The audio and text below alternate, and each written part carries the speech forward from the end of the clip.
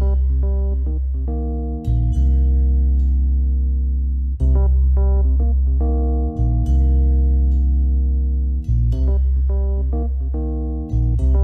and welcome to another episode of Video Game Logic. Today's show is recorded on November the 2nd, 2016. I'm your host, Captain Scratchy Voice, and with me as always, my co-host. It's almost time for the election to be over. The nightmare is nearly over, hopefully. Caffeine Rage. Yeah, that's what I was going for, and a special guest this week, coming to us all the way from the other side of the world. Groove. Yeah, I was waiting to call you out because last episode, 3 hours and 80 minutes in, just when the community corner started, the very first tweet was somehow attributed to Groove, so... But I guess he's German and I'm Polish, so that's fitting or something. Oh, he's used to taking over for Polish things. Point the finger at Rage. That's what he does. Point the finger at him, not me. Well, you completed at the you forgot about the tweets entirely, so you're also kind of to blame. Yeah, I was scrambling trying to get the tweets back in, so I'm just going to say that Jared threw me off there, and I probably screwed up some names there because of it. Okay. So you it's know, all you were Jared's saying fault. we were going to stay on topic, but we haven't even gotten through the intro yet, and I can't even... So that's what we're going to do. On today's show, we will, of course, be talking about the games we played. Hello Games, their email account was hacked, maybe, and they said No Man's Sky was a mistake. EA bans and then restores the country of Myanmar from Origin. Valve releases beta support for the DualShock 4 controller. Valve changes its rules around screenshots on the Steam page. EA responds to criticism of Titanfall 2 releasing so closely to Battlefield 1. We'll have our weekly community corner. And maybe not, Steam deals. There weren't any sales this week, but Chmis had a couple, so we'll see how we're doing on time.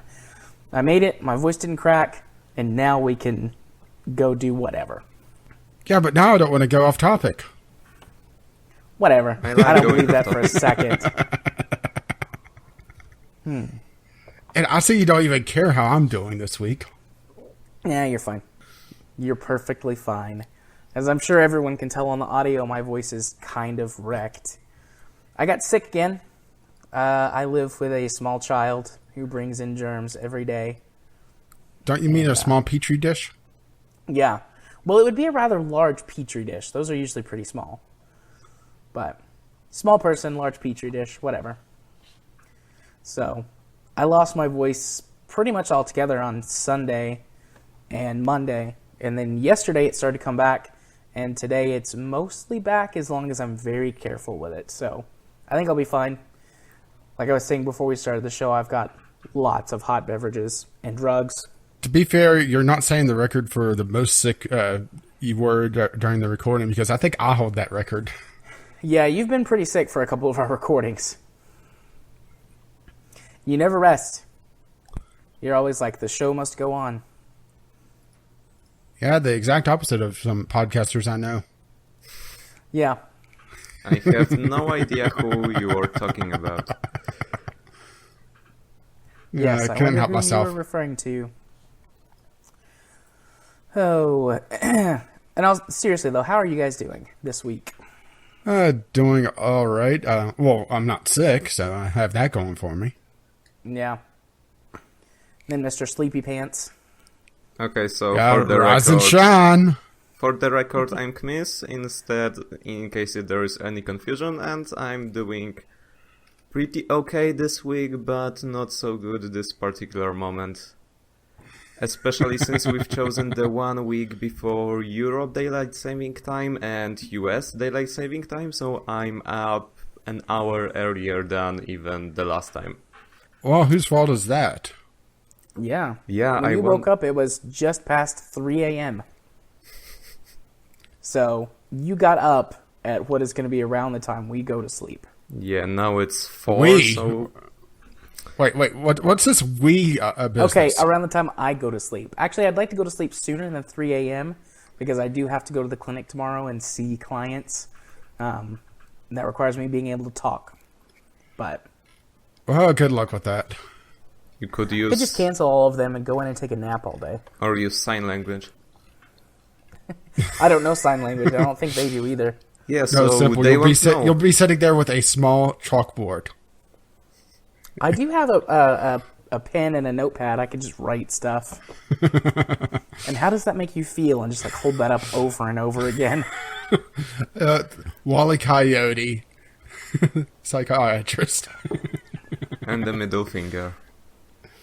Shame Kyle is unable to do cartoons because I would like to see that. Just Jared holding up a sign. With, Kyle, make a drawing, put it on Twitter. with a bunch of other signs sitting next to him. All of them say, "How does that make you feel?" No, how's that make you feel? Tell me about your mother. You know, I've rarely ever said, "Tell me about your mother." Or tell me about I've your said that a few childhood. times. I haven't talked about that very much either. Occasionally. How does that make you what feel? what type of stereotype are you? How does that make you feel is pretty common, and so is how are you feeling right now. But not so. Tell me about your mother or your childhood or your father. Or I swear, officer, they're lying. I once No. went- I always yeah. don't wear pants. I once went to a psychologist that went full Freud on me while my father was sitting just beside me. That was a little awkward. Yeah, I'm sure. Yeah, I When you never say go full Freud, was he also snorting cocaine? Because that's part of the full Freud experience. No, but she was insinuating a lot of stuff. Oh, including snorting cocaine, I guess. fun. Yeah. Well, the one area in the sort of medical field where the United States is in the lead is with psychology. So we are pretty, for the most part, past the old school techniques and that sort of counselor as expert in a person's life. So, yay us for being good at something. We seem to suck at everything else here lately. So, Yeah, we excel at the field, but then, accepting people need help in that field is something a little bit different. Yeah.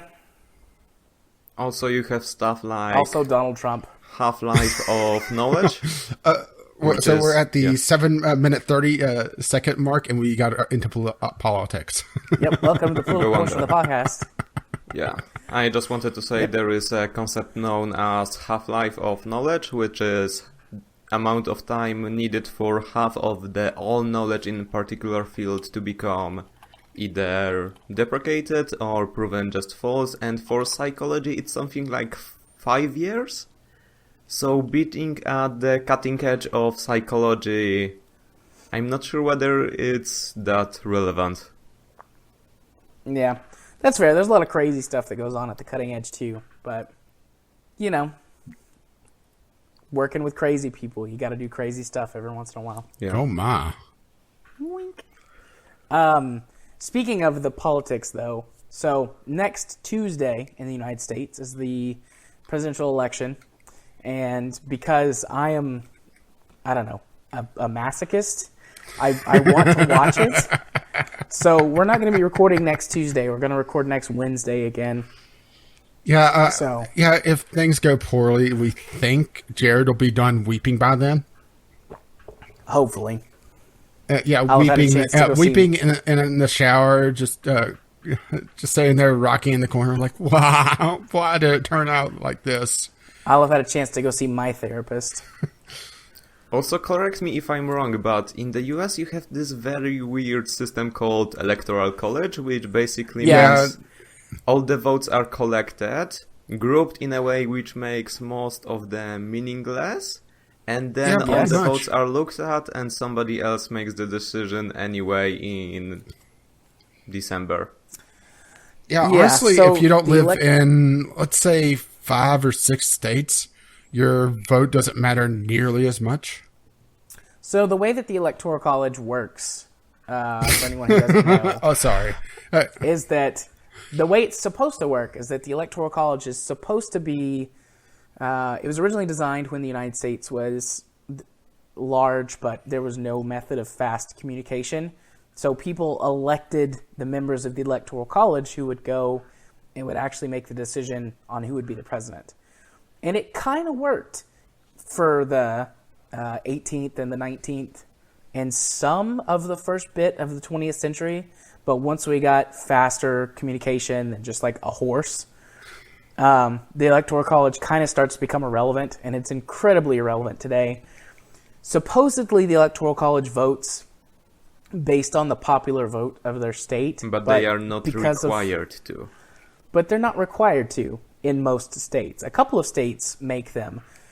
But because we have a first-past-the-post, winner-takes-all voting system, that means that it is possible to be elected with only 22% of the popular vote can get elected.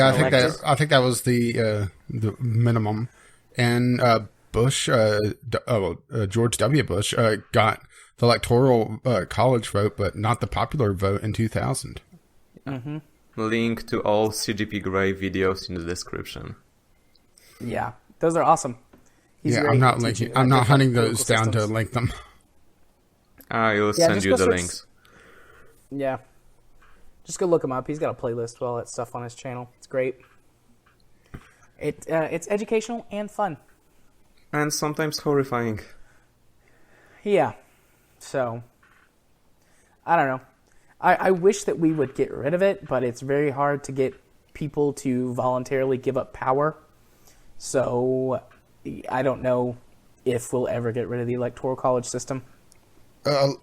We have several systems of government that just don't make sense anymore. It's just it feels like the entire system really needs a revamp, but at the same time, I'm not sure if I trust those in power to revamp the system. Yeah. I mean, the system does need to be changed, but I don't even pretend to have enough knowledge to figure out how to best change the system. Some things are pretty obvious, like the Electoral College needs to go. But most of it is like... I'm trying to remember, there was... during the last presidential election, there was a lot of videos going around about, I want to say Australia's system, where it's a preference system. You know, you choose who you'd prefer, and if they get past the post, that person wins, and it goes down their preferences. I can't remember the exact system it was, though. It's called single transferable vote, as far as I remember. That's the most popular one. I'm not quite sure this is what Australia uses.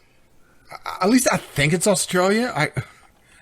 Like I said, it's 4 years ago now, and with all the political stuff going on this year, everything kind of just gets muddled together and into just one giant mess anyway.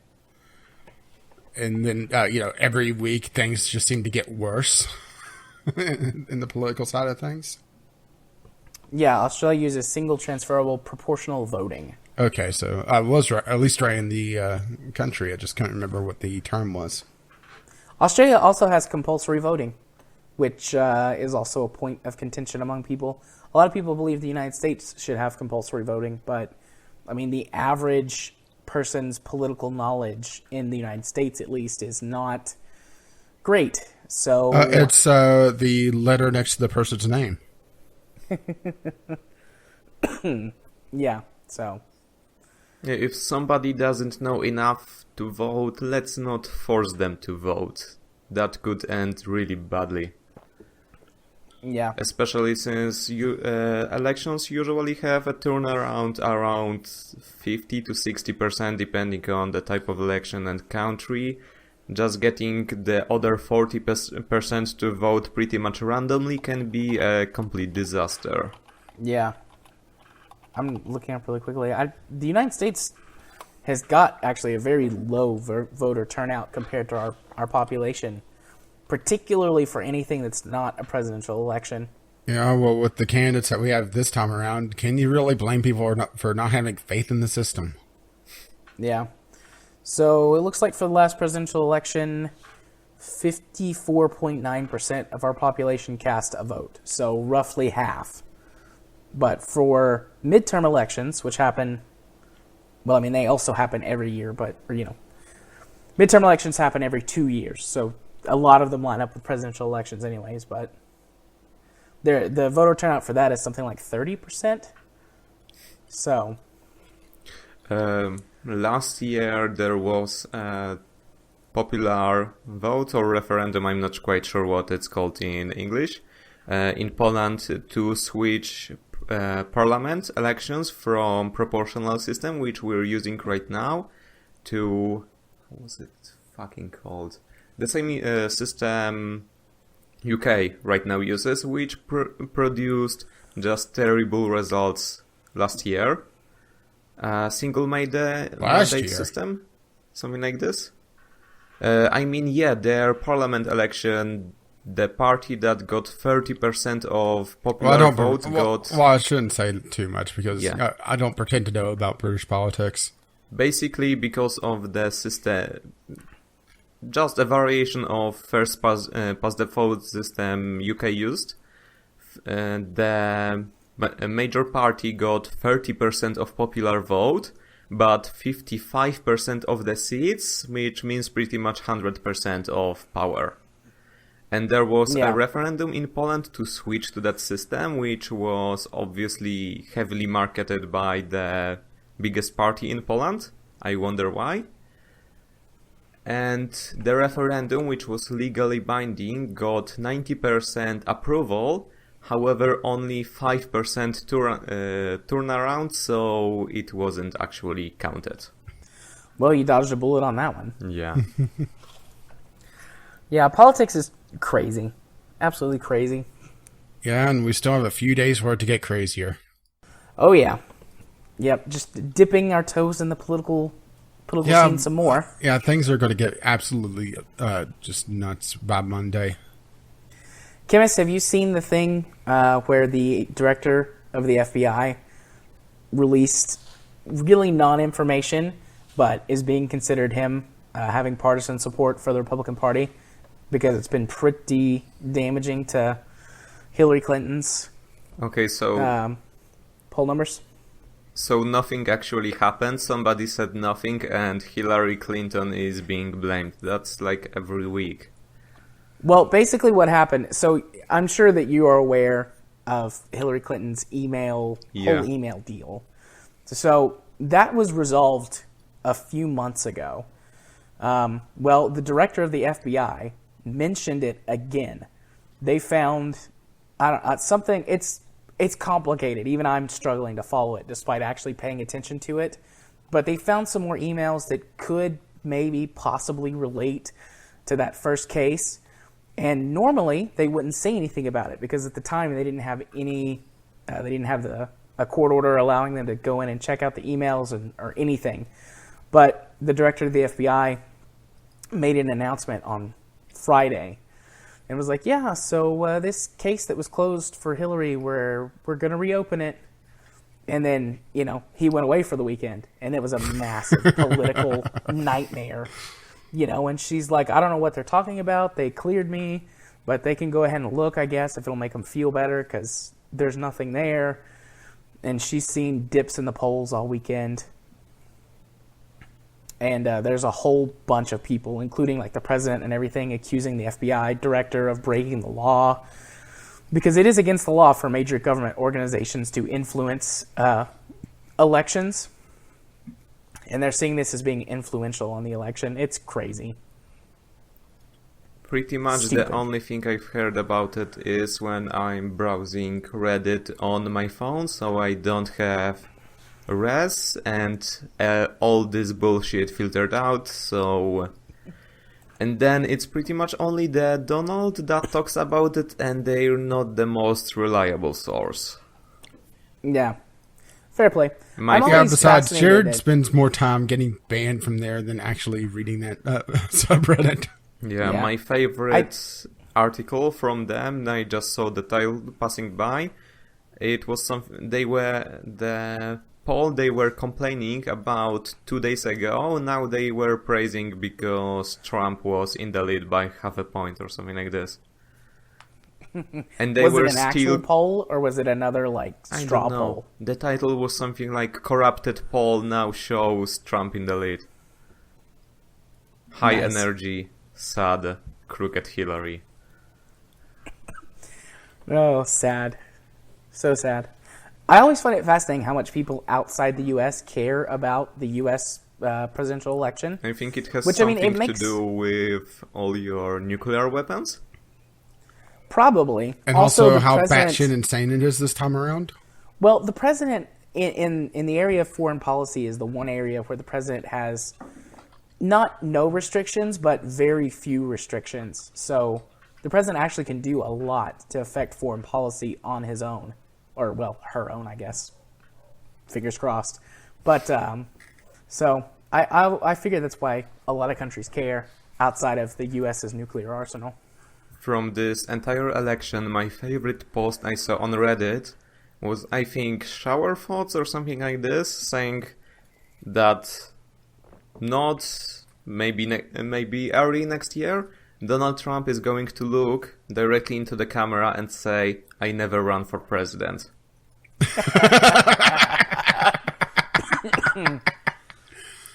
So if he loses, I would not be surprised by that. I just hope he gets the statuette from John Oliver for Emmys. You know what would be the most hilarious thing? And we are still way, way off topic. Yeah, we should really bring it back in. The most hilarious thing that Trump could do, Monday, late evening, say, "I resign from the candidacy for president of the United States," and just walk off stage. The problem is wonderful. that most people I'd be so happy. will then say he was bribed or threatened or something and vote for him anyway. So I'm not sure whether that would actually resolve anything. Who knows? Okay, getting back to the topics maybe? Yeah, let's go talk about games. Yeah, I think this is going to be one of the later entries on these show notes that I've ever put for games we played. Because usually it's the 5 to 10 minutes in. We're at the 22-minute mark before editing. Yeah. I am so let's talk about the games we played. I am so tempted to use the co-optional motto right now, but it's probably copyrighted. Go for it. Yeah, go right ahead. I think we'll be fine. Hey, if they sue us, that's recognition, right? There's no such thing as bad publicity. Trump's proven that. Yeah. Besides, what the hell do we have that they could take? I have a house. $10 a month from the Patreon account. Yeah, they take 50% of it. Okay, let's go talk about the games that we played. We always let our guest go first when the guest is here. So, Chmis, go first. Okay, so the first game that I can't believe I'm still playing is Crypt of the Necrodancer. And yeah, I'm starting to think that you did the intervention more than Jared now. So I talked about it when I was last here, 3.5 months ago, and I am happy to report I haven't progressed much. Yeah, wonderful. For the past 3 months, I've mostly just done the daily run, so maybe played an hour a day. But what I wanted to accomplish, which was completing the all zones run with Arya, I still have failed. The closest I was just before the final boss. I accidentally walked into a wall and died. Well done. Yeah, just the difficulty spike is way too harsh. You have 3 restrictions that any of them on their own would be quite a challenge, so you can only use the dagger, which is the shittiest weapon. You die on 1 hit, and you also die if you miss a bit. So maybe if there were only 2 of those 3 restrictions, I would be able to do it, or if there was another character that I could practice some of those aspects on, then probably I would have done it a long time ago, but as it stands, I haven't done that many attempts to just keep my sanity. Yeah, see, I have no rhythm, so I'm not even going to bother with that game. I also thought I had no rhythm sense, but you kinda get used to it. Well, also, I don't stick with games nearly that long. I do, but not games like that. That was my first game on Steam to pass the 100 hours mark. The previous one was... what's the name of it? Titan Quest. I played with my brother for 95 hours before we just gave up. Because we were into New Game Plus third run or something like this. So it was the same thing over and over again. We mostly did it so we can talk over Skype or something and have something run into the background. Yeah, that's the problem with ARPGs like that, is that they'll they replay the same story over and over again.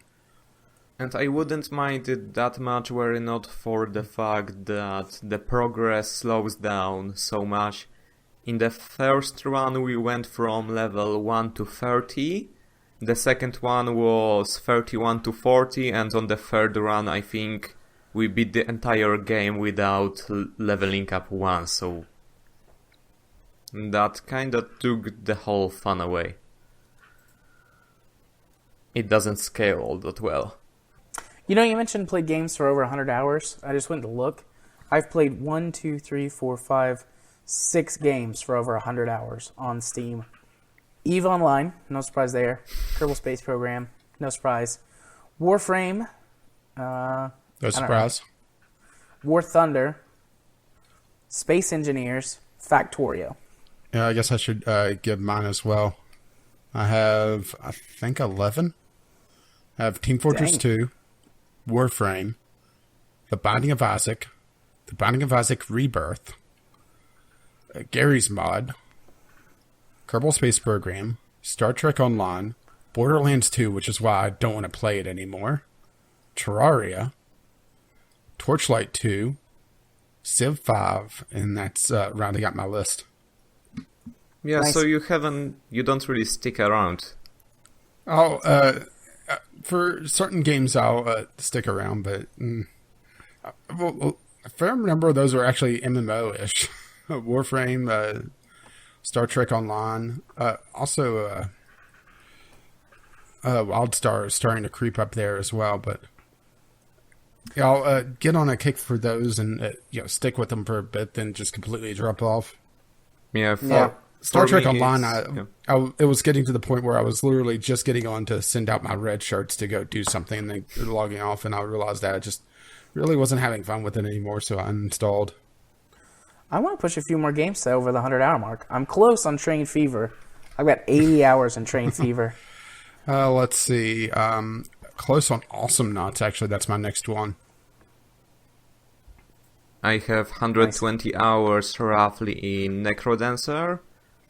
A little bit more than that in a mysterious mystery game that I will talk about later. Then it's Titan Quest, actually 85 hours, not 95. And fourth place is XCOM with just 53, so I don't play that much. Yeah, I have a feeling my next one that's going to hit over 100 hours is going to be RimWorld, and it's already over halfway there. Yeah, I'm definitely going to get Train Fever over 100 hours this week. I'll talk about why I'm playing it so much again here lately, but... Yeah, well, RimWorld, I have the excuse, and also every time I record it, I usually record it for at least 3 hours. Yeah. Spin Tires is at 41 hours. I'm getting that on up there. Most of my games are in the 5 to 10 hour range, with couple outliers around 20. But I don't own literal 1,000 games, so... Oh, come on, who would own that many? I don't know. Yeah. Rage. Who would own that many?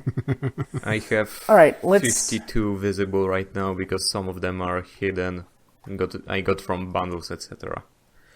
Okay, can I move on? Yes, please do. So the next game is... Okay, so because you don't have any deals, I will talk about them right now. Yesterday I just went and looked for some games for the Steam weekly deals, and it turned out there are no weekly deals. However, what I was able to find is Try of Friendship and Madness, which is, if you're listening to this, still off and actually should be off until the 15th of October. You mean November, right? Yeah, November. Sorry, I was just making sure. Yeah, November. Like the month that started right now. It's another 2 weeks. So it's, on my side, €3.25, probably the same in dollars. Or roughly the same. The reason I looked at this game in the first place, why I recognized it, is that all of the voiceover is done by Harvey from HOC Gaming, which is a YouTuber I watch. He used to specialize in Kerbal Space Program around the time I watched a lot of KSP. Right now he mostly deals with VR and VR Unity development. But that was pretty much the reason I looked at this game in the first place, and I only got to play it for an hour or so last night, and it's pretty fun. It's a first-person puzzler, like similar to Portal or Antichamber. The main mechanic is that you are able to create arbitrary triangles. Just pick 3 points that are relatively close to one another, and you create a surface to either block objects, which I'm pretty sure will be a mechanic later on, or just to walk about. All right. And also it looks like it was built for speedrunning, because there are a lot of options to optimize it for and there are a lot of timers. But I'm taking it slow, especially since if you have the ability to walk pretty much everywhere, it is really easy to get lost or sidetracked. But it's fun overall. I like the aesthetic. It's inspired by what I would call Oriental mysticism. The main story revolves about fox gods, which are kinda cute. The whole aesthetic is really cute. I like it so far. It's actually a pretty game. I had to bring the details quite a lot to run it on my laptop, but it runs reasonably well, and is even with... I had to sacrifice some resolutions to turn back on the shadows, because they are definitely part of the aesthetic with all the lighting, and turning off shadows kinda misses the whole point of the aesthetic. The one complaint I have about it right now is the sound design. Yeah, unfortunately I'm watching the video muted, so I really can't hear music or anything. You probably won't be able to hear it in the trailer, but the default grunt for the just jumping starts to just annoy me already an hour in. And also in the area I am right now, most of the time is silent, and every 5 minutes it plays a 2-minute music loop, which was interesting to hear for the first time, but also is starting to get annoying. So in other words, they need better music design. Yeah, definitely. But it looks like it was one-man project with just additional voice acting, so I guess I cannot complain that much. Worst case, I'll just turn off the sound. Cool. Okay. So what's next for you? So the next thing is my Mysterious Mystery game that on Steam I have is my most played game already, despite having started not so long ago. Have you heard of a little game called Sid Meier's Civilization 6? Yes, No, I I've have. never heard of it. Yeah, because Have you been playing with Kyle? No, I haven't actually bought it because it's $60 and I would have nobody to play it with. Instead, I'm playing Kyle will Brawlhalla. play with you. Oh. Sad day. Yeah, because Kyle skipped like 2 days of work to just sit at home and not eat, sleep, or shower and play Civ 6. yeah, I was able to distract Kyle for a while. Yeah, it's But that took a lot of work. $60. I have nobody to play it with outside Kyle, and even with Kyle, because of the time zone difference, it would be difficult. And even though the reviews and from what I've seen, it's pretty good, I am not willing to trust Firaxis on a good launch.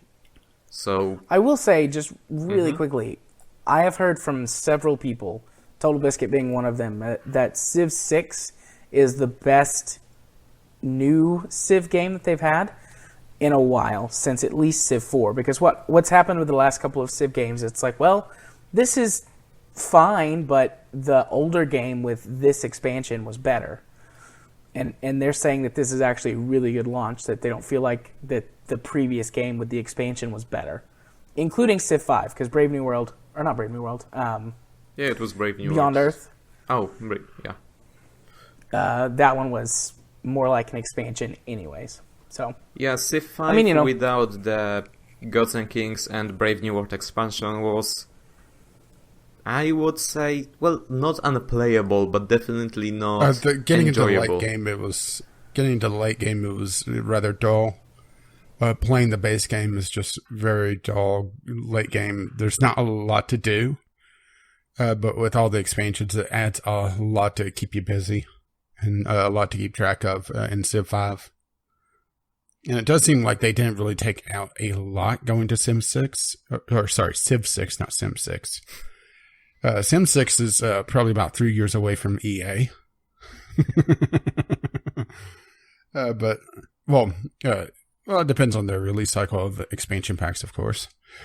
The interesting thing that I've seen from Civ 6 is how they're handling cities, and I'm not 100% sure if I like it or not. I think it's something I would have to toy around with myself. Right. You really like how the new religious system looks. I didn't really look at the new religion system. Not many people has highlighted that. Everybody's been talking about how they've changed how cities work. yeah. Okay, so anyway, the game I actually played, as I've said, was Brawlhalla, which helps that it's free to play, so it's easier to get people in it. And even most of the games I play just popping in and playing 2 hours of ranked and probably rage quitting. Yes. To keep myself from dropping too low. I also added couple random people that were nice enough so we can play 2v2 and got and wow, I'm sleepy, stumbling over my words, sorry. And I got I got one of my friends to play, which reminds me, Fudali, I said I will know whether you listen to it or not. Get better. I don't care you have an actual job and shit, but go into training and practice or something. Hattori scrub. Been called out, bro. Yeah. So, and despite it being free to play, I spent some money on it, which I'm really happy about, especially since 3-4 weeks ago they introduced avatars and also a flag taunt, meaning every time I win I get to wave a rainbow flag in my opponent's face, which on internet is sometimes not seen as something nice. I can see how some people may be slightly angered by that. Yeah, but also... Especially since we were talking politics earlier. Yeah. But I have a bunch of screenshots with people just being really nice about it. It's kinda weird when somebody opens instead of getting salty just, hey dude, how gay are you? Well, why shouldn't you be happy, right? Yeah, I won. And most of the random people on my Steam friend list right now I play with were the ones that didn't call me a faggot in one of many languages I have now learned to recognize. See, it's a learning experience. You learn a new interesting word in a lot of languages. I know how to write it in Russian. I have no idea how to pronounce it. Well, so you have to have a lot of vodka to be able to pronounce it correctly. Yeah. That's why my German's terrible. I don't drink beer. Hey-oo. All right. Well, is that wrapping it up for you, Chmis? Yeah, I just would like to mention, because we're not doing weekly deals, I won't talk about it because I haven't played it in a while, but Trine 2 is on a deal right now, so you should grab it if you haven't already. And it's kind of funny because the free pack, which normally costs twice as much as a single game, is on a 85% discount, while the single game isn't, so the free pack is 3 times cheaper than just buying a single game. So if you haven't already, buy it, especially since the free pack is the way to go. Just get some co-op going. Yeah, Tron, the first 2 Tron games are actually really good. I would say Tron 2 I think it's better than Tron 1, even though they did go back and fix some of the issues with the engine in Tron 1 and some of the weirdness going on there. They added a lot in Tron 2, and I imagine co-op would be a lot of fun. I actually played it in single player. And the fact that they added free story DLC to have a proper ending to it, or I guess I should say an epilogue to it, because they kind of teased an ending originally. It was a nice touch. Shame they're never going to do that for Tron 3, because it seems like it sold really poorly, and I can't imagine why. It's not like the game sucked or anything, or they completely changed the genre of platformer that they had. Oh, wait. Trine 3 was such a disappointment. Yeah. They could make it good if they hadn't spent enough time on it, but as it stands, the character abilities didn't really translate all that well into 3D, and then they just removed them. Yeah, and running out of money in the middle so that there is literally no ending. Yeah. Doesn't look all that well. It's still better than No Man's Sky ending, which doesn't have any. Hi-oo. There's going to be plenty of time to sass No Man's Sky in a little bit, sir. Yeah, we have a couple of topics. Just get the stick ready to start beating the horse.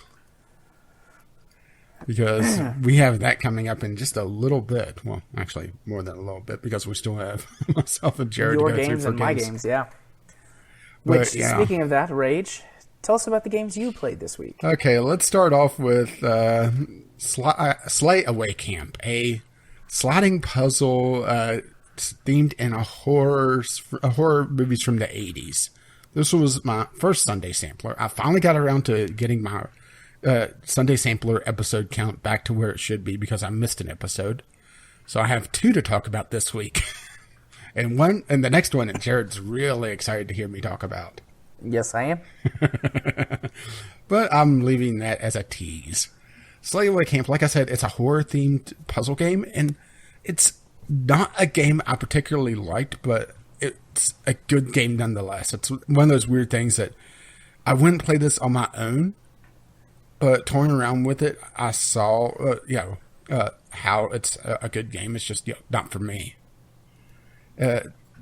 Pretty simple puzzle design, but it requires a little bit of lateral thinking. The idea is that you are a mass murderer, so people are going to get triggered by that right away, and you have to kill the campers and the cops and everything that show up at this summer camp called Slayaway Camp. Because if you were going to summer camp, you definitely want to go to a place called Slayaway Camp, right? Absolutely. And it's divided up like horror movies from the 80s, where Slayaway Camp 1, then Slayaway Camp 2, The Return. Then Slayaway Camp 3D, and the intro video to it, there's always this little intro cinematic. For the 3D version, it actually has the red and blue, which was a nice touch, I might add. Just to, if you had the 3D glasses, you could see the 3D effect. Yeah. But a lot of customization on it, and I think it would be a lot of fun for somebody that's a fan of puzzle games like this, or really horror games just in general, or horror movies, I should say, in general, because there are references to, like, that, not the bees, of course.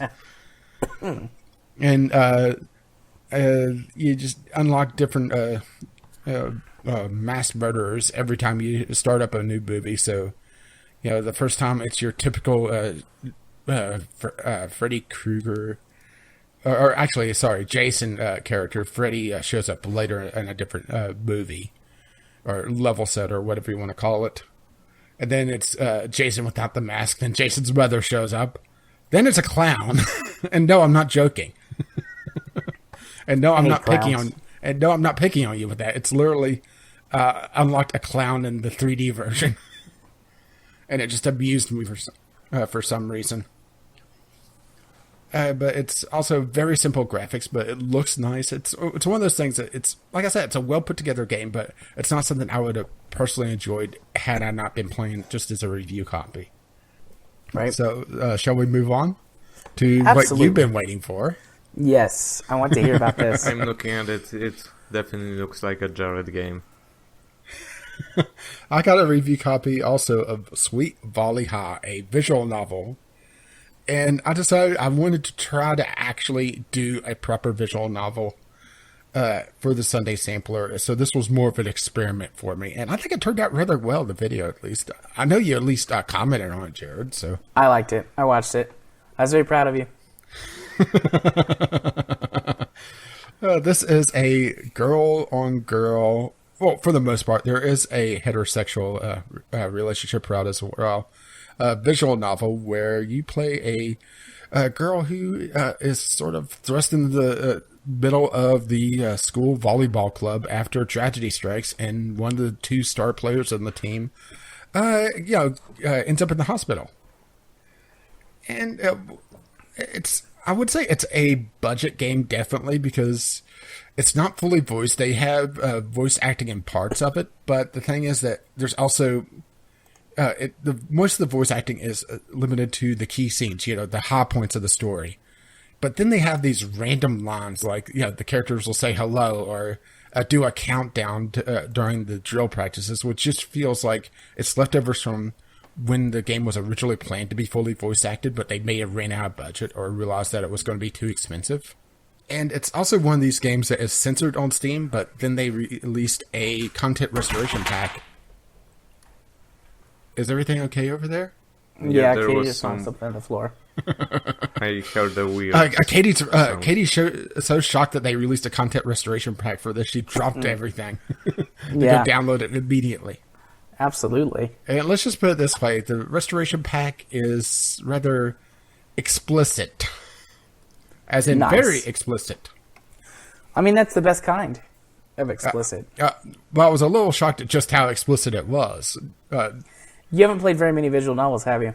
I've played a few, but it's they usually lean more for the tasteful side of duty. Though this was flat out spread eagle. So yeah, And that's the best kind.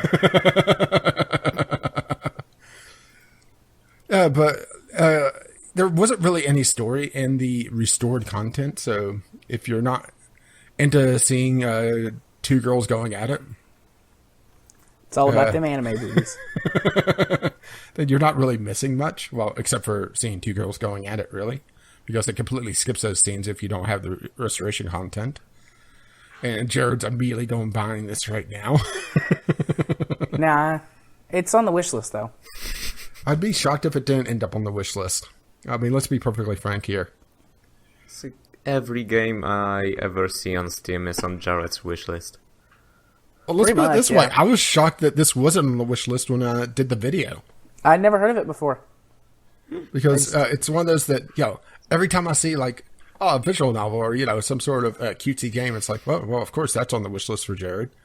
I'd never seen that all the way before. through the video. I produce the video, and then you add it to the wish list. But I guess I should talk a little bit about the story. It's a very short visual novel. I'm ballparking it in the 5 to 7 hour range. To get through all the routes, there's 5 different endings across 4 different routes. So I think 3 of the routes are just kinetic routes, but I haven't played them to be sure. And the one I happened to play had a choice for the 2 different endings. So I think that's where the 5th ending comes in, or they may just be counting a bad ending across all of them as a single ending. I'm not 100% sure on that. But the prologue eats up most of the playtime, actually. It took 2 hours and some change to get through the prologue, which is the shared route before it branches off. Then about an hour to get through the story that I chose. So pretty short for that, but it's still decent because it's still in the sub $10 range. So it's a good entry novel. Right. And my real beef with the story was that there was a couple time skips where it felt once again like a budget cut where they skip and say, well, this happened during the time skip.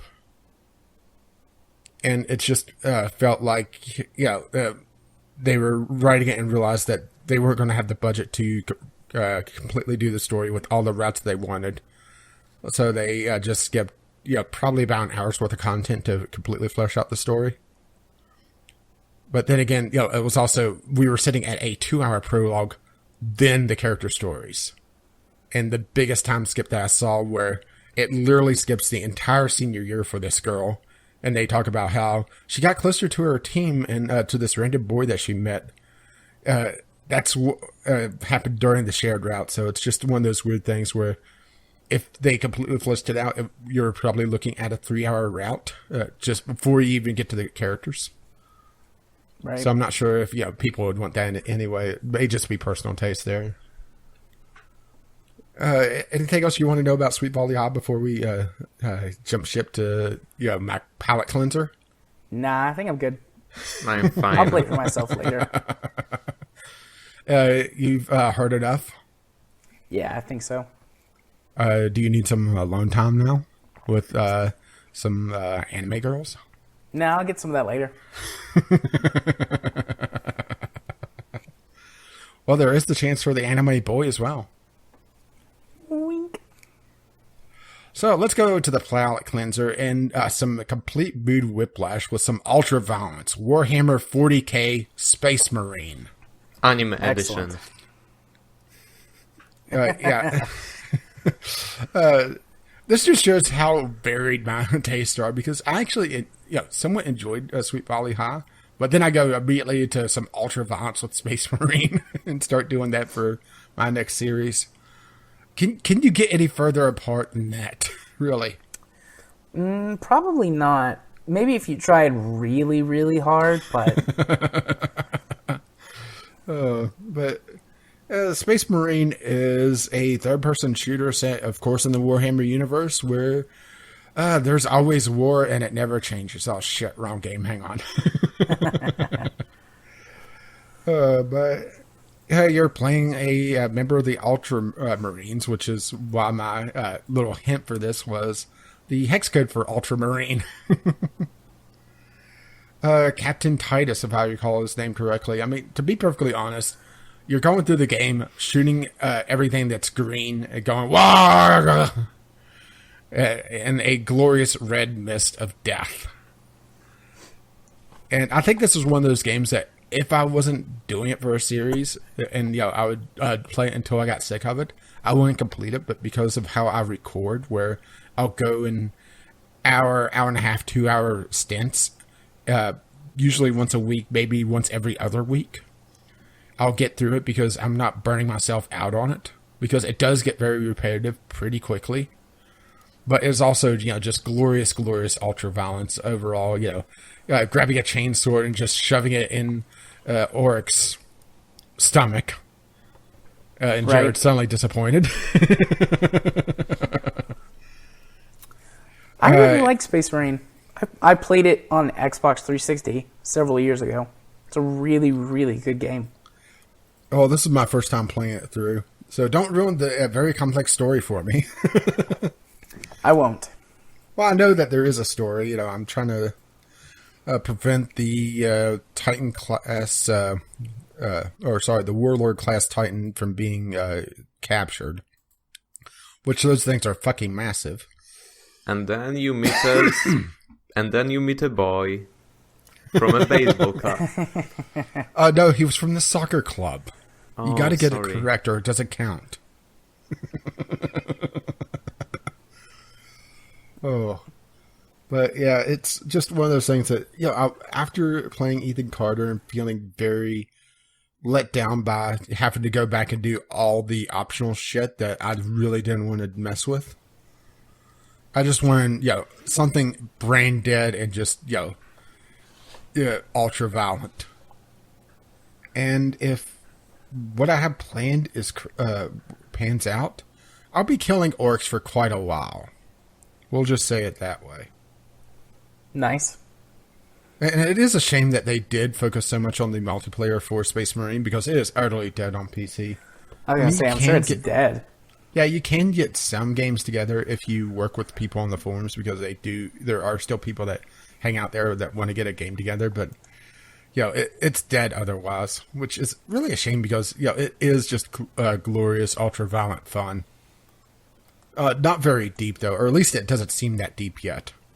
I'm not sure if the combat gets any deeper, or if it's literally just mow down greenskins, Xeno scum, for the glory of the God Emperor.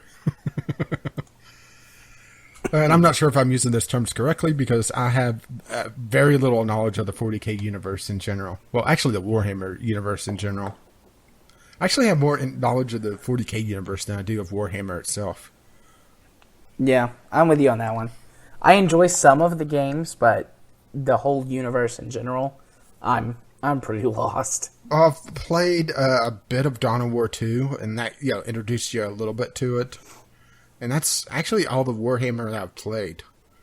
And if you think about it, there's not a lot of the traditional Warhammer on PC. There's Vermintide, and that's about it that I can think of just off the cuff.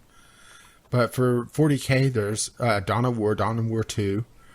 There's Space Hulk, which is another 40k thing. There's a Space Marine, obviously. There's a turn-based strategy game that I'm blanking on that I have on my wish list that I'm going to that I'm just feeling time while I go look for it. And I'm not seeing it on my wish list immediately, so I'm forgetting about it. But yeah, there's a lot of just 40k stuff. Oh, Battlefleet Gothic. There we go. I happened to see it as I was about to close out. But there's a lot of Warhammer 40k stuff.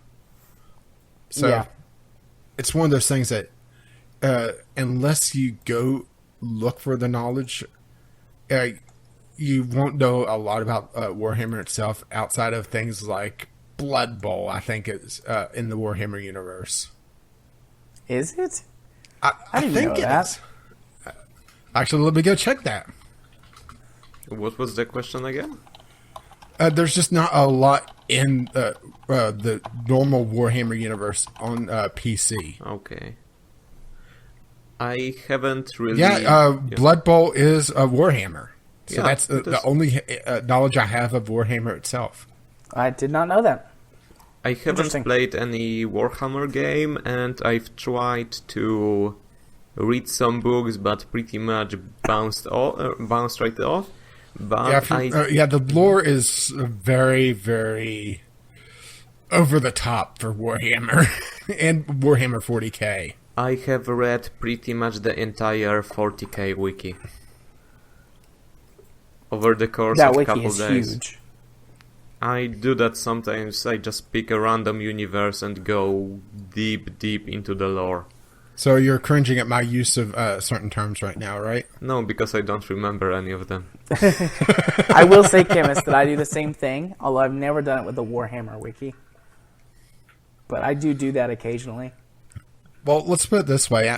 When I decided, when the choosing was complete and I picked Space Marine, I decided to go look at the Warhammer stuff, or the 40K stuff, I should say, to get a bit of a better understanding of what I was getting into, and realized that this was a little too deep for me to be able to get into in just a couple of days. Yeah. So I'm just going on the passing knowledge I have, and if anyone ever watches these videos, which I'm not holding out a lot of hope for that with Space Marine, just because Space Marine was technically a flop on PC. It's more of I would say, closer to a hidden gem. I'm not sure if you would really call it that, just because it is a lot of mindless gameplay. But it's also, if you want something over the top and violent, well, there you go. Yeah.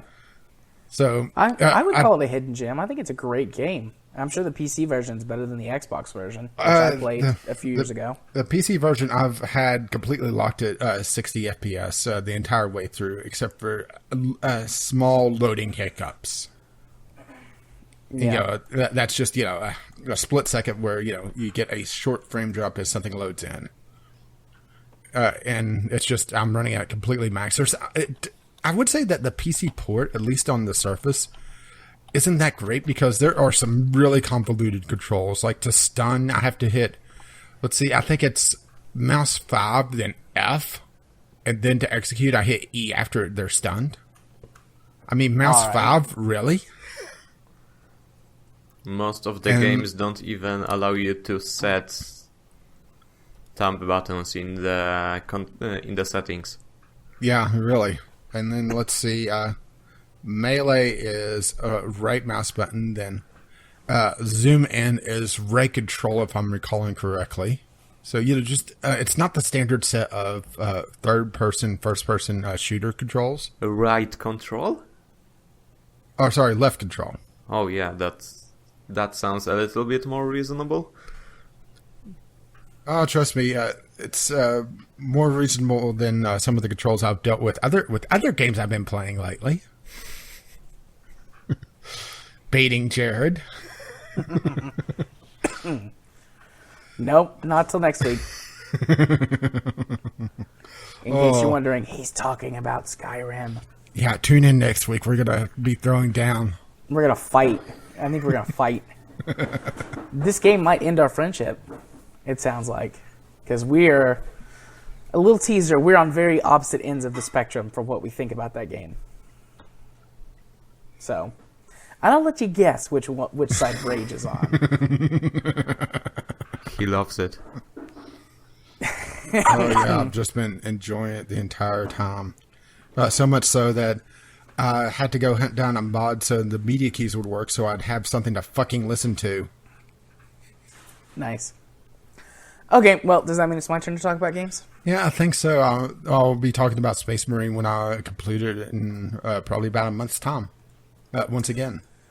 Sweet. So the first game on my list is Train Fever. There's a shock. Getting back into that, Transport Fever releases next Tuesday.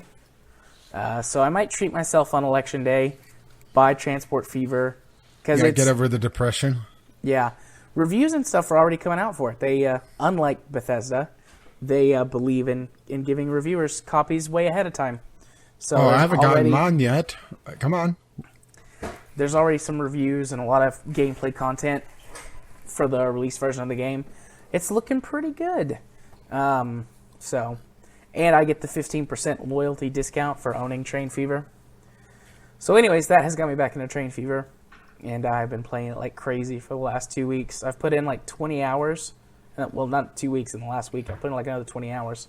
I'm playing a game with my kid where he tells me what he wants to do, and I make it happen. And you try to make it viable. So he's like, it's like, all right, buddy, what do you want to do? Do you want to go over here, over there? Crash and burn everything. He's like, I want to make a train that goes over there. And it's like, okay, well, that's all the way on the other side of the map from the station that we have. Do you want to do something? No, make a train over there. All right, let's do this. Actually, we're actually doing pretty well. We're not bankrupt. We've got like 10 million in savings, which is not bad for the early game. So our railroad network is a mess, though. When we get to the mid to late game, where the trains are really expensive and it pays to have more main lines instead of branch lines, we're going to be screwed. But for now, we're enjoying Okay, success. so it looks like a spaghetti factory exploded. Big Pretty deal. much, yeah. Pretty much. That's a good way to think about it. So you're saying, how old is your son exactly? He's 2.5. Yeah, so 2.5-year-old's not that good at public transport design. No, he's not that good. Although, to be fair, he's not that much worse than actual people that design public transport in the United States. So, Wait, there's public transport in the United States? yeah, a little bit, you know. They got to the mid to late game and trains got too expensive, so a lot of them went out of business. But, I wish that would happen here because that damn train keeps interrupting us. yeah. But, I also started a couple of new games and have been working on perfecting my techniques. Which will be completely irrelevant with Transport Fever. Well, trains are still a big part of Transport Fever, but it adds boats and airplanes. Although planes will only come in the late game because obviously, you know, commercial flight didn't really happen until the 1940s and 50s. Until then, you're just fleeing people with catapults. But boats will be nice because that'll allow you to do something with rivers and lakes instead of just building really expensive bridges across them. But yeah, so I've been working on my skills, playing on harder difficulties, that sort of thing when I play by myself. I'm doing pretty good. Although I've started like 3 games, and I'm like, nah, I should probably have done it this way. I'll just start a new game. Nah, I probably should have done it this way. I'll just start a new game. But I'll stick to one eventually. The second game on my list is Tabletop Simulator, which is mostly just because we played it for the first time in forever. Yeah, and it would have made far too much sense to have that as a segue. Yeah. But Friday night we played Star Wars RPG, you and I and Ghost Shark and quite a few other people. But, yeah, and we've kind of derailed things. What do you mean we kind of derailed things? In the Star Wars story? RPG? Oh, yeah. We've totally gone off book. But that's okay, because that's how you have fun with those kinds of games. You just make it up as you go. Torment the GM. Good strategy. But, yeah. Star Wars RPG is really fun. We had a good time. That was when my voice really started to go. I don't know if I was sick then, or if I just was, like, laughing so much. I think it was a little bit of hoarse. both. Probably a little bit of both, but yeah. Friday night is when my voice started to go. But I don't really have too much more to say about it, because Star Wars RPG is traditionally a tabletop board game, or tabletop RPG. But, yeah, and that was really the first time I've ever played a tabletop RPG, because just didn't grow up around people that played them. I used to play Dungeons and Dragons all the time. I was actually a DM when I was in high school. But I had some friends who lived close enough to me out here in the middle of nowhere. We'd all go over to their house, and there were like 4 or 5 of us that would play on a regular basis. Star Wars RPG is fairly different, actually. Not just because of its theme, but in terms of gameplay, it's pretty different. So it's been nice. I put a bunch of the Star Wars RPG stuff on my Christmas list. So probably be playing some of that with the in-laws. They like to play board games, so I think I could talk them into an RPG. Yeah, I have a feeling that RPGs are going to become a bit of a staple in our group if this one turns out as well in the second play session as it did in the first. Yeah. I am Were you gonna say something, running a D&D 5th edition game right now, but with people doing internship, it's pretty difficult to meet up. The last meeting we had was exactly a month ago, and it ended on my party buying something like 10 gallons of lamp oil, and I'm pretty scared, especially since they have a fire-breathing dragonborn. I didn't know Nice. you had Kyle playing with you. Yeah, Kyle was the one who really took us off book, like turning Yeah. things into weapons and like going directly against what you're supposed to do in the story, and like, no, we should do this, change this, let's try this thing. Yeah, I think Kyle either has some experience with these games or he's just decided to just screw with it. Probably a little bit of both. Or he was just drunk enough. Probably a combination of all three. We are using a pre-made module, and I was trying to find some instructions in case they burn the whole hub down, but I'm not sure the game designers thought of this particular possibility, so I'm just trying to... Rocks fall, everybody dies. Yeah. Yeah, we're using the beginner's edition, which has a pre-made scenario, which we were running through, but we're completely off the rails now, so we'll just have to see how it goes. But yeah, so speaking of being completely off the rails, I played Borderlands 2 some more this week, although that has been replaced by Skyrim, but I did play Borderlands 2 before I started playing Skyrim over the weekend, so I got to... What level is my character? 14 or 15? I played it for several more hours. I've got... I'm on the quest to go rescue Roland from whoever it is that's got him. But I just do a lot of running around and shooting people and screwing around, because that's what Borderlands 2 is all about. Nothing really extra to add to it from last week, but yeah, it's fun. It's mindless. And then that leads me to my last game for the week, which was Euro Truck Simulator 2. Never played Euro Truck Sim 2. I've played the first one, and I enjoyed the first one, and I bought the second one on one of the more recent Steam sales. It might have been the summer sale. And I just haven't played it. But my kid was wanting to play a new game, and I was like, well, you like to play Spin Tires with me. You want to play another truck game? And so we started a game. Yeah, but the problem is, how often does he want to go off the roads? Not too much, actually. I explained to him, like, okay, this isn't like the other truck game. This is I call it the big truck game. I said, this is the big truck game, like the trucks you see on the road whenever we drive to town. Okay. Okay, so we have to deliver stuff, and we have to stay on the road. So, okay. So he gets to pick out the routes, because I'm at the very beginning when you're just accepting jobs for other trucking companies. Yeah. And he chooses them based on color, not money or distance, which he doesn't understand that stuff, but I tried to explain to him, like, well, I mean, there's more ways we can pick routes. We need money so we can get our own truck. You want your own truck, right? Yeah. Well, what if we do this one? I want the green truck. But the green truck doesn't pay very much money, and it's a really long route. I want the green truck. Okay, we'll do the green truck. So, That's adorable. It's fun. Oh, thank you. Yeah, he sits here and he tells me about all the cars that he sees when we drive past them. And he makes us seem like the angriest trucker in the world, because he just constantly is like, I want to honk the horn. And he just holds down the horn. So we're just barreling through traffic for, I don't know, 5 minutes at a time. It's like, all right, you can stop honking the horn for a few minutes. I tried the Euro Truck Simulator 2 demo once. It took me 5 minutes to drive to my destination and then 1 hour to park. Much to the parking amusement of my father, but he's a actual truck driver and he can park backwards in a place I would not fit a compact car in. Yeah, parking is quite the challenge in that game.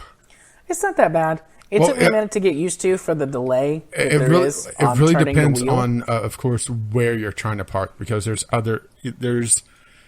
easy places that you end up with, but then there's places that you have to go around a corner in order to park. And remember, you have to back these trailers in as well. Yeah. So far, I've done like 5 or 6 deliveries. I've parked 2 of them, but the main reason I don't park is that it does take a few extra minutes. And my kid is like, I want the next truck. I want the next truck. It's like, well, we got to park it. He's like, I want the next truck. It's like, fine, I'll just hit enter, skip the parking bonus. Don't need it anyways. What are you playing with? Keyboard and mouse? No, I'm using my joystick.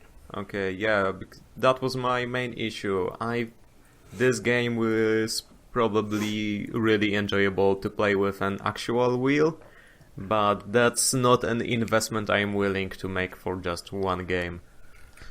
Yeah, I've been playing with my gamepad. When I played it, I mentioned a while back that I lost my save when I reformatted and went to Windows 10 because it hit it on the C drive somewhere, the save file itself, and I just haven't been bothered to try to play it again since then. Yeah, but it is a very relaxing game. Just something to kick back, relax, turn on some podcasts, or listen to random European radio stations. I kind of wish, if the maps were bigger, or took more time to get around, which granted, the maps are pretty huge already.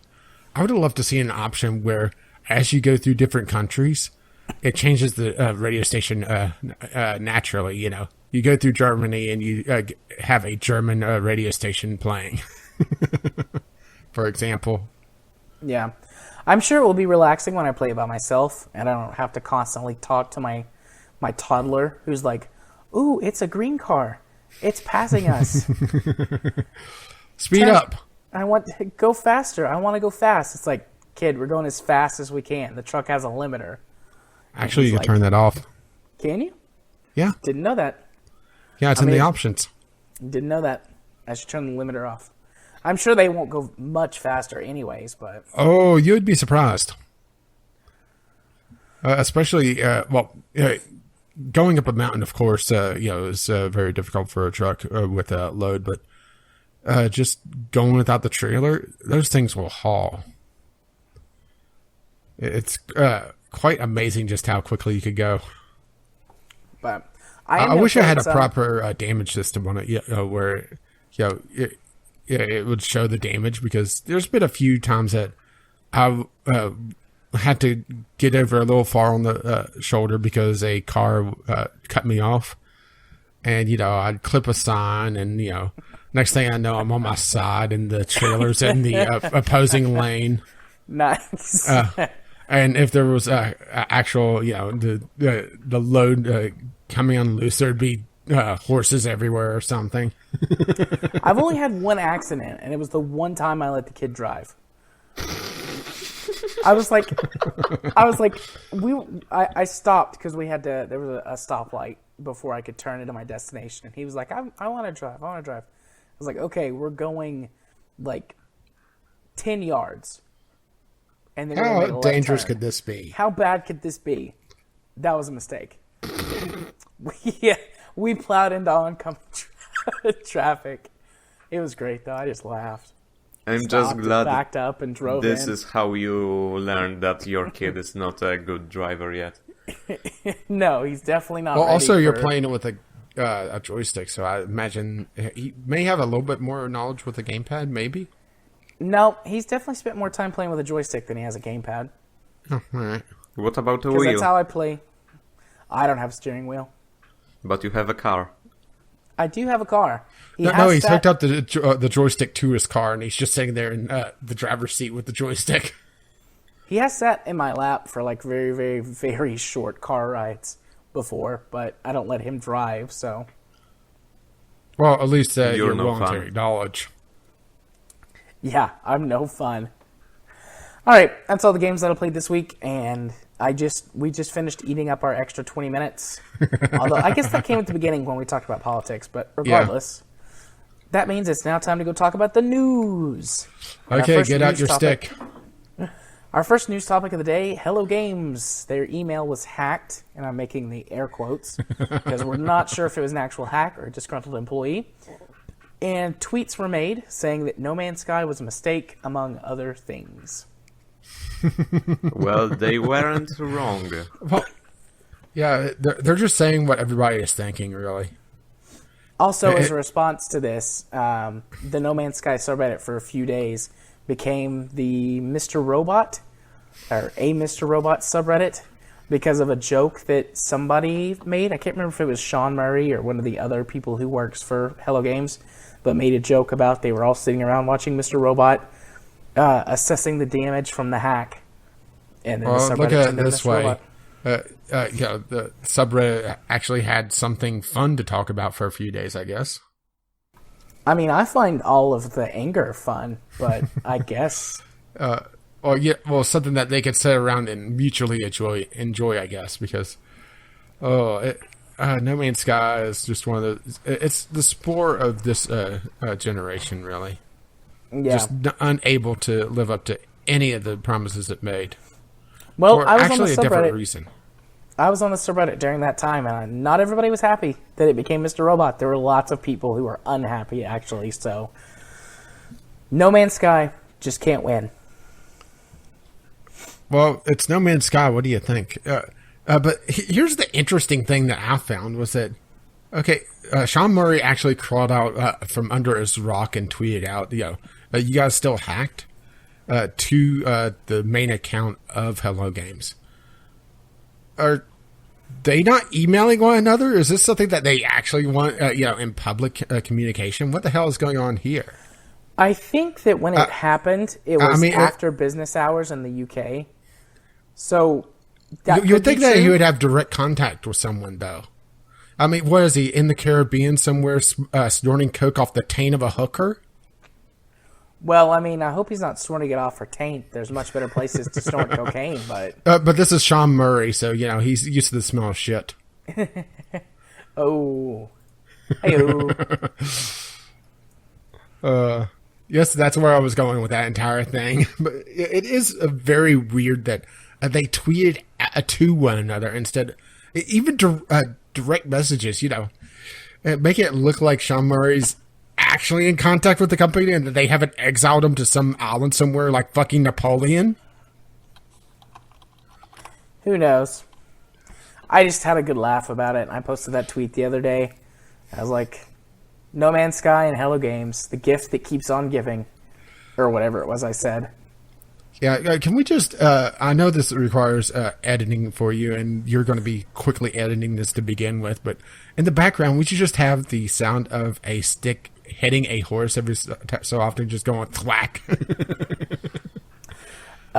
We could, but yeah, I'm lazy. I'm effort. going to be doing this quickly, so don't get your hopes too high. No Man's Sky. Is there... Can we go any lower with this? Because it seems this is one. No Man's Sky is like Eve with me. All right. Okay. They're both games that I wouldn't enjoy playing for different reasons. Eve actually has some content in there that if you dig deeply enough, I think I would enjoy. But it's the 1,000 hours to get there. But I enjoy reading about them for opposite well, no, not really opposite reasons. There's this catharsis where, terrible things happen. Either, No Man's Sky, they piss off their community so much that the hackers in their community hacks their email account to actually get Hello Games to fucking say something. Or Sean Murray to poke his head out from under his rock before going back to Hooker Island where he's exiled. And out of all the places you could be exiled, Hooker Island isn't the worst one I could think of. No, that's where they send all the used up hookers. Also, I wouldn't be surprised if Sean Murray's account was also hacked, because it seems kinda unlikely that he would say anything. Just in general, or about this? No, just in general, that he even uses internet anymore. Send out that... I think Sean Murray's out there. I believe he's out there. He's just under an alias. He has the fake mustache, Sean. But he's got a real mustache. Oh, no, he has a fake mustache on top of his real mustache. 2 mustaches. Excellent. Oh, sorry, hit my mic. 2 mustaches on the ends of his actual mustache. The mustache. Mustaches all the way down. Yeah. But... for Eve, of course, reading about all these capers or the wars where people get on a squabble and then just fight for weeks on end, like that last Great War. The what did they end up calling it? I forget the name of it. World War what? Or World War B. World War B. Yeah, that's it. Where pretty much one side got bored with the war and gave up, I believe it was. if I recall correctly. But yeah, that's the sort of thing that interests me. You know, the news about the game and not the game itself, not playing the game. So that's where No Man's Sky and Eve are kind of in the same boat for me. Is that a weird comparison? No, that makes sense. Granted, if I had to choose one to play, it would be Eve, you know, at least right now. Maybe someday they'll actually release some content for No Man's Sky. Maybe. Do you think that they're actually working on a patch for this, or do you think they're quietly just trying to distance themselves from No Man's Sky? I think that they're going to make that one major like update or patch or whatever for the game that they were like, no, it adds this feature and this feature and this feature. And then they're going to do that, and then we're just never going to hear from them again. Yeah, there was a picture of the No Man's, or sorry, No Man's, well, it is, of Hello Games offices, and it looked fucking deserted. Have you seen that floating around? No, I don't think so. I mean, it's just shy of a tumbleweed going by before looking completely deserted. I'm seeing if I could get a picture of it so you could see what I'm talking about. Oh, here it is. This is what was floating around for a while. I'm not sure if this is their office or what's going on here. Well, I'm hoping that hot linking this directly will work. But well, you get to see it on the Skype. But yeah, that looks bad, doesn't it? Yeah, actually, I saw this picture somewhere. Probably maybe there are other people there that you can just not see them. Yeah, they're exiled with Sean Murray. They're invisible. Like most of the features. And the players in No Man's Sky. Hi-oh. That's what I was getting at. Anything else we want to say about this? I don't think so. At least until some other weird random story pops up about No Man's Sky, because No Man's Sky does procedurally generate all the drama. Oh, can you imagine if Peter Molyneux was in charge of No Man's Sky? I mean, that'd be like the perfect storm. Instead, we get his son.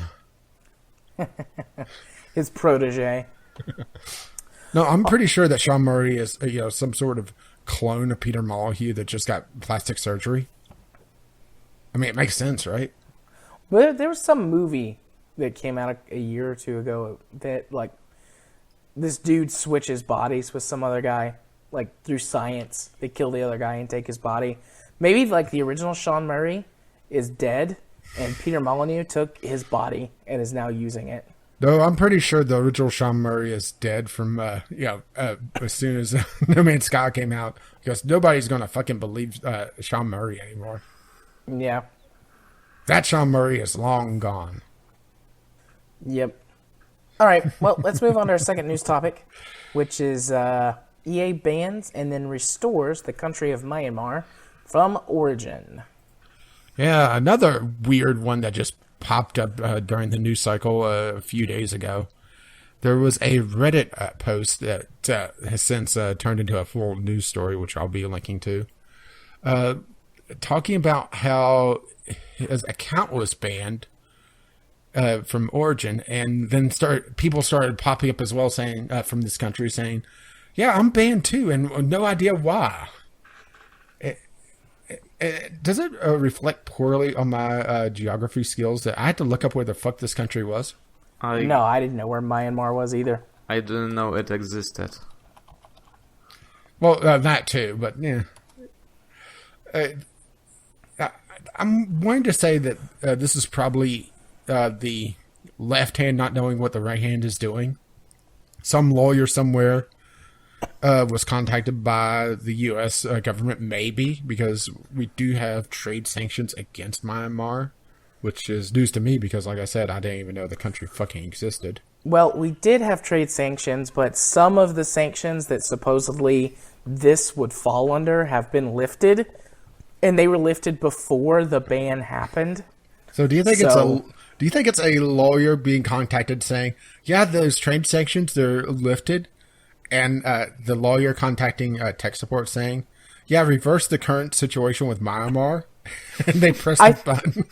I don't think that this was malicious. I think that it was a case left of, hand not knowing what the right hand's doing. EA's gotten so big that these companies are contacting like Sean Murray does to Hello Games, very sporadically and often very short messages that could be interpreted in one of many different ways. Yeah, and I wouldn't be surprised if they had intended to do this before in compliance with the trade sanctions, but, something happened. Or just bogged down it with the lawyers. Yeah, and then they get around to find okay, we're complying with those trade sanctions, and then the trade sanctions have already been revoked, and it's like, well, shit. But this does show the really dark side of all digital content in DRM, doesn't it? That your account is not your account. It is you're owning licenses. Yeah. You do not technically own the games at all. If you go deep in the EULA. I'm sending you the link right now to the Reddit post. I hope it linked correctly. Because I saw a story a couple weeks ago that... Yeah, Origin may remove games from your account. I saw this, but I never saw a proper article about it. And I try not to link directly to Reddit posts because Reddit posts can be bullshit very easily. Yeah, but I read through the discussion and some people speculated it may be just the client issue. Because for most of the people, they could see the game in some situations, but not others. So it may be just shit done fucked up? Yeah, so it may be just a fuck up, but I never saw this issue resolved, and I never saw anybody else report on it. Yeah, which is why I didn't really put it on the docket at all. I did see this, though. But, like we're getting at it, you don't own these games, so if EA wants to fuck with you or, has to comply with some sort of trade law. I mean, granted, the United States is pretty safe because Valve and EA are both U.S. companies, and I don't think they're going to be against, they're going to have trade sanctions come into play against themselves. Even though with how the government runs at times, maybe that is the case. Yeah. I'm looking something up. Vamp for me for a couple more minutes. But it's one of these things that your games can disappear very easily if you fuck up, or not even if you fuck up. According to this Reddit post, which I may or may not remember to put in the show notes, this guy claims that it's just completely random. But this is also what you agree to, in that EULA you never read.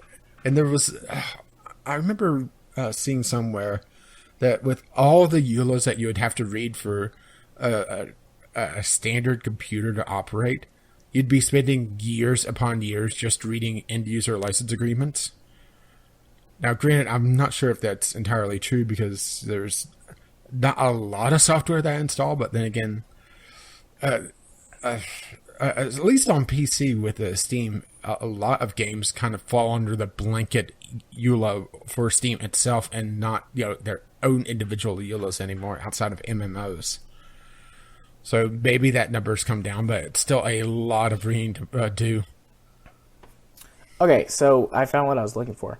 So a few years ago, Bruce Willis, he wound up not suing them. I thought he did, but Bruce Willis threatened to sue Apple because he went through a thing where he thought he was going to die, and he's got apparently a huge music library, and he couldn't leave it to his children because he didn't actually own the music. It was just the licenses to play the music, and when he died, his licenses expired. So he went through a whole thing with Apple and threatened to sue them. He didn't wound up not suing them because Apple provided DRM-free files instead of just licenses to the music. But that made me think, owning licenses to stuff is not the same as owning the product. Yeah. And what do you do in those situations, and how can they be handled? And I thought Bruce Willis had sued them, and that was the reason. But apparently they did it, and then he did not sue them. But just that is, I think that's probably the only solution to this problem, is that files be provided DRM free, as opposed to having to go through this whole licensing deal. But then again, you run into the whole piracy issue and everything that these companies are trying to do to protect their, I don't know, product or protect their money, basically. So, yeah, it's very rare that you hear something like Shadow Warrior 2 where they say that they didn't want to do DRM because they found that it impacted performance too much and they wanted to provide the best product possible. So they did DRM free. Yeah. All of GOG's stuff is DRM free, right? Yeah. Yes. Have they suffered any negative impact that you're aware of? I don't think so, of that? but I haven't really researched it at all. Okay. Anytime I think it's hear one of those things about- that would be very difficult to research. Anytime I hear about DRM, it's always about it backfiring. Yeah, well, this is a good example of it, really. Just, that country that has how many million people in it? I'm actually not sure Myanmar's population, but, I'm willing to bet that they have a few origin accounts there. Well, more than the one that was complaining, I should say. Population, 53.9 million. Yeah, that's chump change. So, roughly the same population as the UK. I think the UK's population is around 70 million, but just, for quick comparison, that's the kind of country that we're looking at here. And Myanmar's not a third world country. Yeah, but I never heard of them. I have to actually look it up. They must not have oil. I'm pretty sure Myanmar's not a third world country. Oh, we are the stereotypical Americans now, aren't we? Well, my geography of Asia is not great. I mean, I know China, Japan, the Koreas, the Vietnam. The Vietnam. I'm sorry, but I just almost the way said you the said it. Vietnams, but just Vietnam. But Now I'm remembering that what was it, Miss USA answer of what was it, the Iraq? Oh, Okay. please tell me you know what I'm talking about. yeah, I do. Sorry, I'm reading. I just Their looked GDP it. is $221.5 billion, so that's not too bad. Okay, to my defense, I'm not geographically ignorant American, because in Polish it's usually referred to as Birma, which I've actually heard about, just not its English name. Yeah, Well, look at us being all fancy over there. but so anyways, yep. I mean, as gaming becomes more and more global, because most of gaming is, well, it's not even really centralized anymore. I was gonna say most of gaming is centralized in in the United States, Asia, Well, at least and Europe, on PC, but that's like on three-quarters PC of you the have world. two of the three major platforms. Well, let's go. Two of the four major platforms. Throw GOG in there as well. Are US-centric? I'm not sure. I'm pretty sure GOG is European. Yeah. And Ubisoft, I'm pretty sure, has their main base in France. So yeah, that's, and Steam is obviously the big gun in all this. So I would say at least on PC gaming, it's still very US-centric. But the thing is also, consoles, you have all the physical media that you could still deal with, which on PC is kind of just really not there anymore. A lot of games, if it even has a physical copy, it is either a very small installer, or in Titanfall 2's case, which we'll be talking about a little bit later, was just a code in the box. Yeah. But So I think on PC, these sanctions are going to play a lot bigger role, especially with DRM and everything, just because you don't have a way around it. You don't have the physical loophole where you could get a counterfeit or a pirate copy of a game. You could just you have to deal with the original parties, or you buy the keys through a gray market site, which you shouldn't be doing anyway, and then you have to work with VPNs and everything to make it seem that you're not in the country that you're not supposed to be in, and it's just an entire mess. It's a lot easier on consoles just because you have that disc. At least for the time being, because the consoles look like they're going digital at some point in probably the next generation or two. I mean, all digital content distribution is the future. It just is. How soon? Yeah, I think how long it takes us to get there is the only question. Yeah, I think there's going to be, maybe the next console generation will see the disc drive still, but them leading more and more towards all digital, with 2 generations from now being all digital. I don't think they will make the jump all at once. No, probably. I kind of felt like this was the hybrid console generation, and that the next one would. This be is just a weird generation. console generation in general.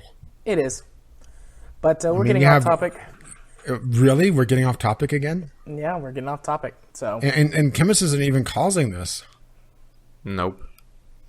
Okay, I was making sure Chmis didn't fall asleep on us. I was just trying to look something up because I remember hearing that in Europe it's legal to crack software for your own purpose. So if you own a license to something, you can crack its DRM as long as you only do it, for example, for backup purposes. But right now, I'm pretty sure in the US it's like that as well. But the thing is that in order to have the expertise to do that, not many people do. And that's where that's where the Digital Millennium Copyright Act comes in. Yeah, but right now I could be wrong with that, and Kyle may be crafting his letter right now to respond to that. I can't remember if it is like that or not in the U.S. I remember, or maybe it's not. I think I have that backwards, and it's not even legal for you to do it in the U.S. For your own purposes. Because now that I remember it, there was a show ages ago called The Screensavers on TV. You remember that, Jared? Yeah, I think so. And they were talking about how it was illegal under the Digital Millennium Copyright Act to use a felt tip marker to mark out the copy protection on a CD for your own purposes. So I'm pretty sure I have it backwards originally, and it's illegal still, even if it's for your own purposes. And I could probably Google that and save Kyle a complete letter, but... Probably, but what's the point in that? Yeah. I'm trying to look it up. You need to give Kyle some fodder. I'm trying to look it up, but I'm having a hard time finding any reliable source. Okay, well, let's move it along, because I'm looking at the recording time now, and we're at an hour and 40-something minutes. Yeah. So, moving along to our next news topic, Valve releases beta support for the DualShock 4 controller. Yeah, this has only been out for a couple of days, and I haven't really had a chance to toy with it too much. I actually removed myself from the beta because I was screwing with my DS for Windows, my controlling software for my DualShock controller anyway. And I wasn't really one to dive too far into it just yet, but from what I could tell, it's fairly in-depth, and it has some interesting things in it. One of the things is that it actually has the ability to split the touchscreen on it, so it works as 2 touchscreens. Or not touchscreens, but touchpads.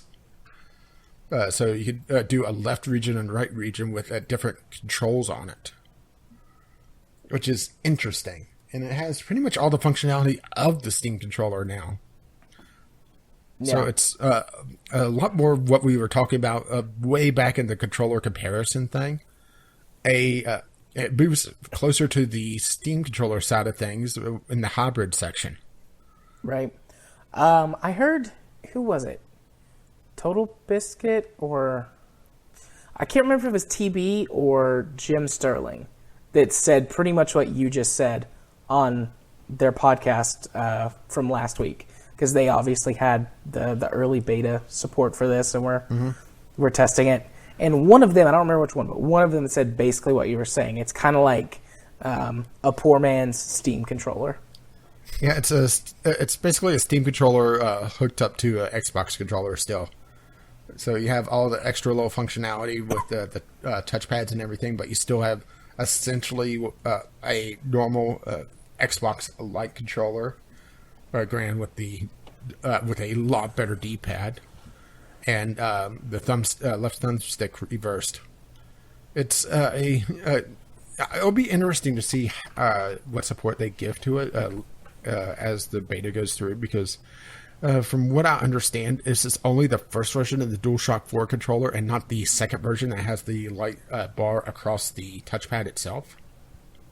That's released very recently. So there's that they're going to have to work on.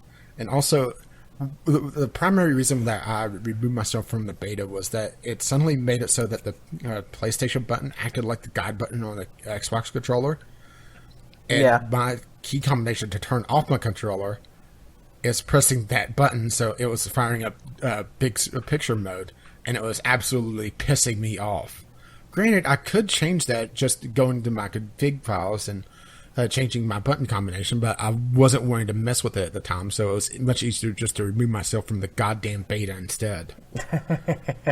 and that's something that Steam needs to do anyway, is to make it so that you could turn off the hotkey to fire up big picture mode, because it's utterly ridiculous that they have that still.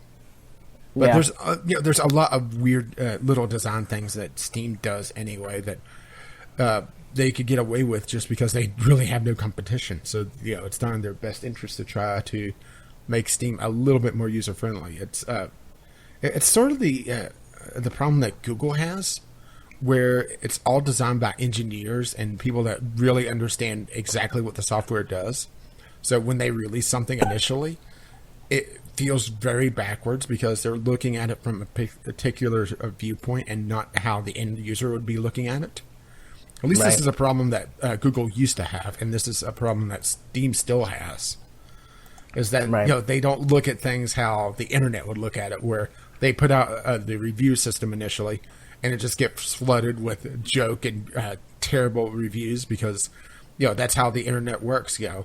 They just copy and paste a recipe for a key lime pie for a review, and it gets upvoted because it's that's funny, that's random, and also but it's delicious. Not fucking useful. Right. Well, I don't have really anything to say about the controller because I don't have a DualShock 4 controller. But I know, Chmis, before you were recording, when we were talking about topics, you said that you had something to say. I have a lot of things to say about it, because I really was hopeful about this article until I read one line that says they are only providing API for developers to use. And I am hugely skeptical that they will use it.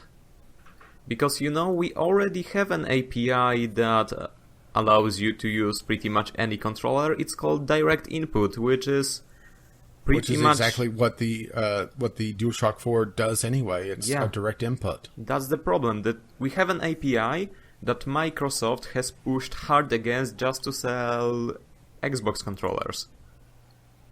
Yeah, the X input, which is shit. That's what that's what the DualShock or DS for Windows does, is that it takes the direct input and it emulates an X input controller, the Xbox controller, and that's actually how it works. It's basically a bridge between the two systems. Yeah, for the same purpose I'm using X360C just to translate direct input and into X input, but sometimes it doesn't even work. And there are a lot of people complaining about it, and even on Microsoft tutorial page, it's pretty much infomercial type of message that says direct input is hard, that's why we created X input, which is easy.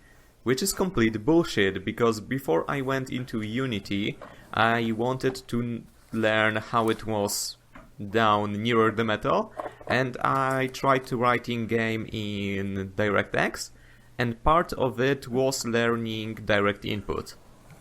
It took me 2 hours to learn the API and write a wrapper that I can use in the rest of the code to get all the inputs, so I never had to look at the actual API once again. And yes, the setup may be a little weird because you are detecting not only controllers but things like mouse and keyboards, but it's relatively easy to filter it through, and direct input API has much more potential. First of all, I have the data right here in my notes.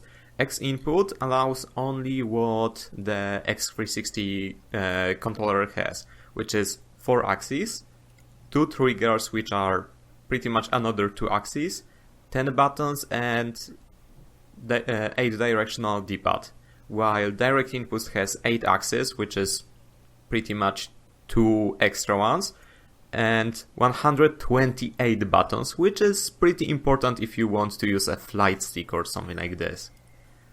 And also, I was going to say, fight sticks are usually direct input for that reason. Yeah. So they could have as many buttons as they want. And also the D-pad on direct input is full range. You can have an arbitrary angle.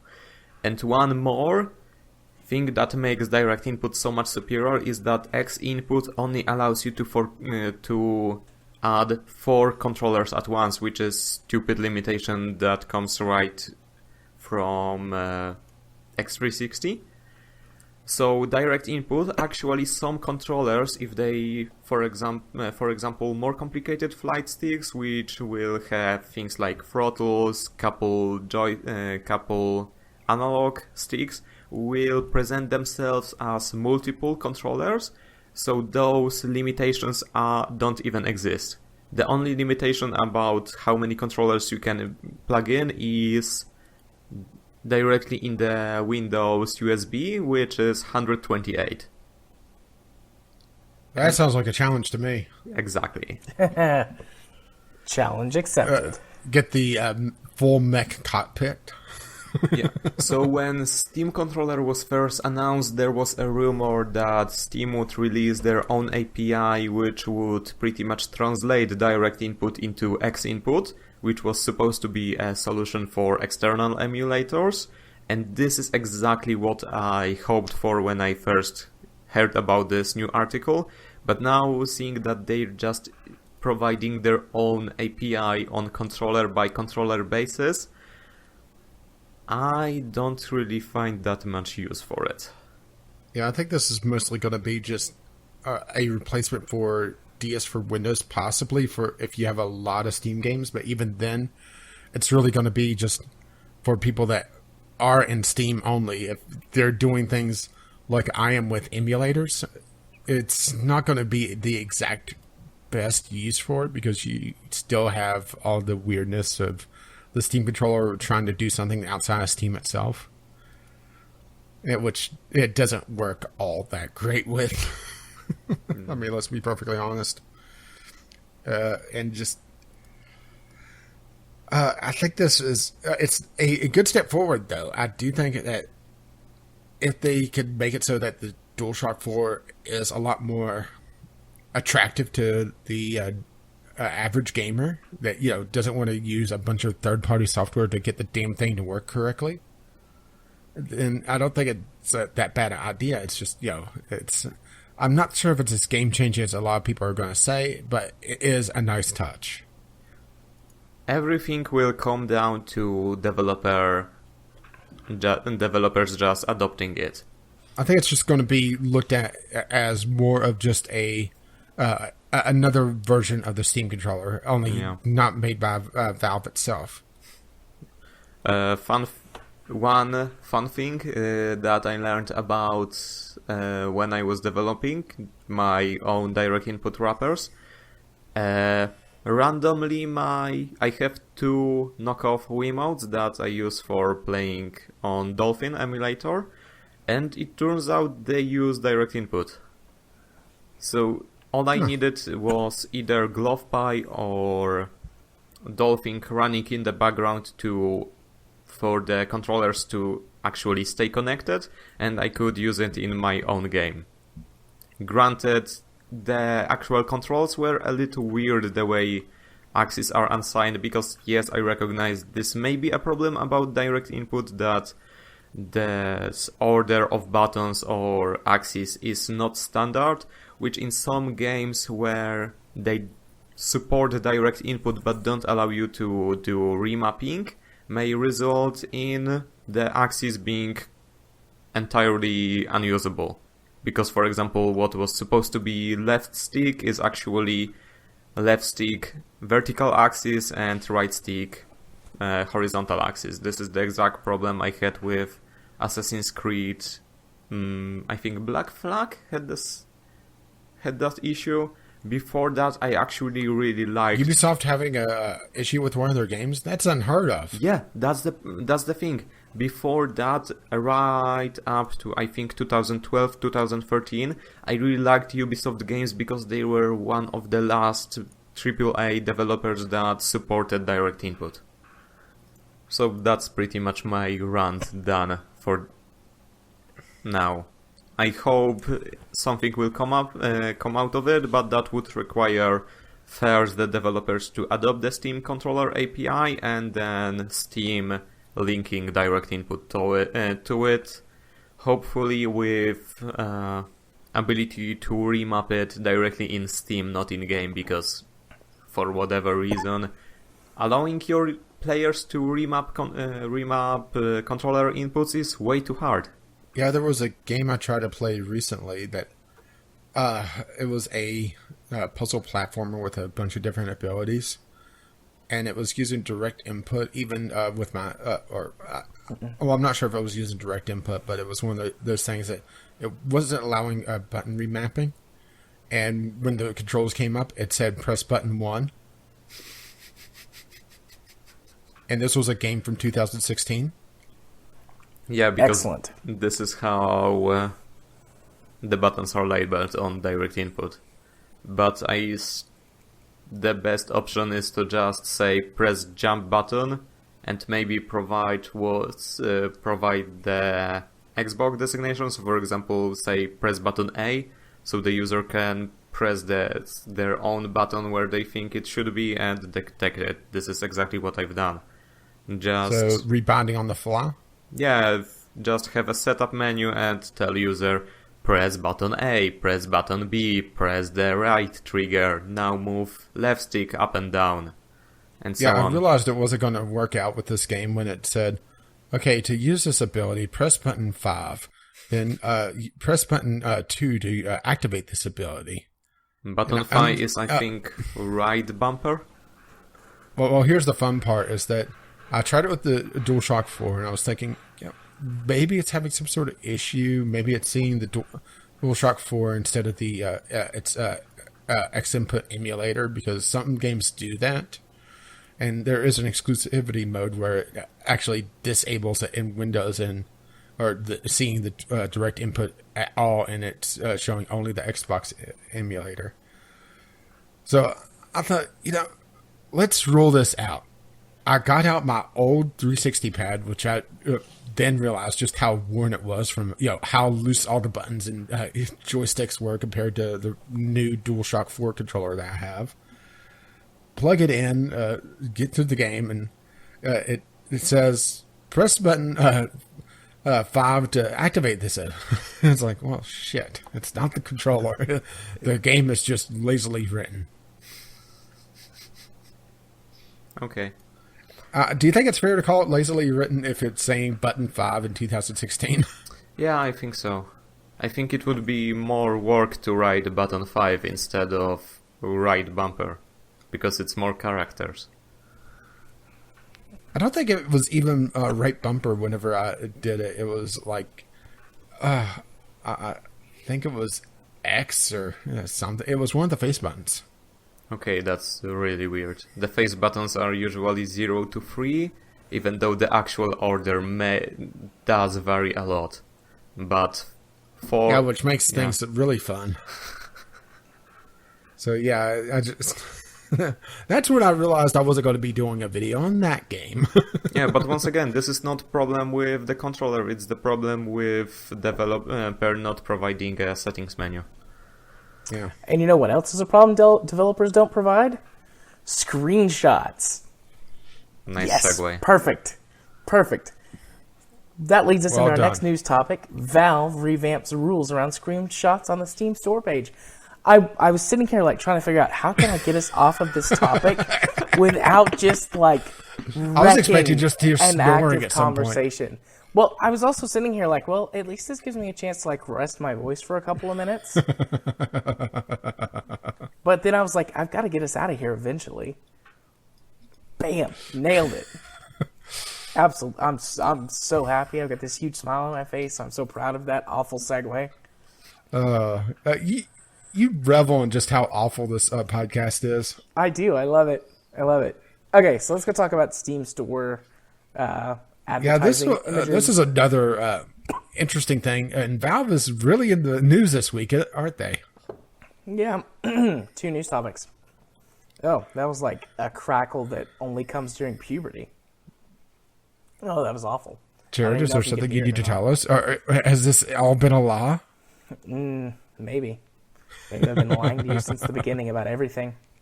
But no, so what was it that I heard this called? The No Man's Sky update or something like that? The Hello Games update? I've heard Steam? some people refer... Well, let's just put it this way.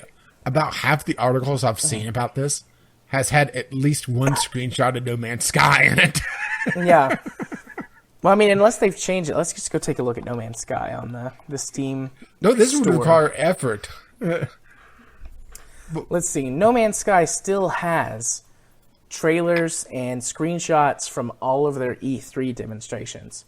Because that's the only place that this game actually looks fucking attractive. Some of the screenshots are gone, though. Some of them are actually gone. I mean, there's still plenty of ones there, but some of them are gone. Every time I check out No Man's Sky Steam page, I think the recent reviews cannot get any lower. Now they are at 8% positive. 8% overwhelmingly negative. They're down to 8? Yeah. Last time I saw it, it was in the positive 30s. Overall are at 30%, which is still like 20% too much. Oh, you're 8% the recent. Yeah, the recent unfortunately. 8%. Yeah, but they still have screenshots from E3. Yep. Some of them are gone, though. Some of them definitely are, but there are still plenty of E3 Actually, also what's gone are None the of actual these are screenshots game- that did yeah. exist. Yeah, none of these are game footage that I could see for the screenshots. Yep, there's the E3 trailer. There's I'm both sorry, but every E3 time trailers. I see No Man's Sky, since we're talking about every time we see No Man's Sky, I remember, I sent it to you, Jared, the Jurassic Park video for No Man's Yes, Sky. that was hilarious. Yes, that's I'm going to exactly. have to... you've seen that, Chmis? Yeah, and that's what I was Okay. thinking about when I saw the screenshot that is third from the last. Because this is from E3. Oh, yeah. I may put that in the show notes. I'm not sure. It's one of those things. If I'm motivated to go hunt for it, I'll mark it down. If you haven't seen it, just if it's not in the show notes, just go search Jurassic Park No Man's Sky. It's about a minute long and it's glorious. Yeah. But, I won't ruin it for you because you need the surprise. Yeah. And no, it's not. And no, it's not this line. That's one giant pile of shit. I have seen someone use that, though, to describe No Man's Sky. Well, scroll. Since you're on the store page already, scroll all the way down to the bottom. You have the link on Skype. Nice. All right, that's not the only one that I see here, but that's the easiest one to find. So anyways, the gist of this update. I mean, there's more stuff. This is one part of the Steam, what do they call it? The Discovery 2.0 update. Yeah, But I one think part that's of it. that... This is them trying to revamp the store and actually make it worth half a damn to the end user. Yeah, but one part of that is that they are going to start requiring screenshots to be actual in-game screenshots, as opposed to only having like cover art or Concept art, or only things like the No Man's Sky E3 images and trailers and stuff. They want Valve the images used themselves to be... as an example, talking about Dota 2, how before they talked about this, it was all concept art and everything. You didn't even see what the game looked like, and they've completely revamped their screenshots in that game to the point that I'm pretty sure it's all just gameplay footage now. Yeah, those are all in-game images or screenshots, and then actual gameplay videos. That's nice of them to start with their own products. I mean, granted, people looked over at TF2 and it's like, okay, wait a minute, you haven't done it here yet, because there's screenshots from the beta of TF2 and very old screenshots that aren't representative of the current game. I mean, there's not a single head in sight. They do have a couple of cinematic trailers, but there's no more concept art or anything. Yeah. Everything else is actually screenshots and gameplay footage. Mm-hmm. So, good for them. Yeah, if this could... We were talking about how bull shots aren't technically illegal at one point, just because the average gamer expects to be lied to by the game footage that you're given. You know, the War Z that turned into survival stories or whatever the hell it was. It was one of the worst of the survival zombie apocalypse games that went out there. One of the ones that actually DMCA'd Total Biscuit, now that I think about it, if I recall correctly. They had a bunch of bull shots, which, if you don't know the term, it's bullshit screenshots, where they either edit in elements that aren't there, or it's set in a way that would never happen in the game. And for War Z, they had a lot more zombies that you would ever see in the game because the engine just couldn't handle it.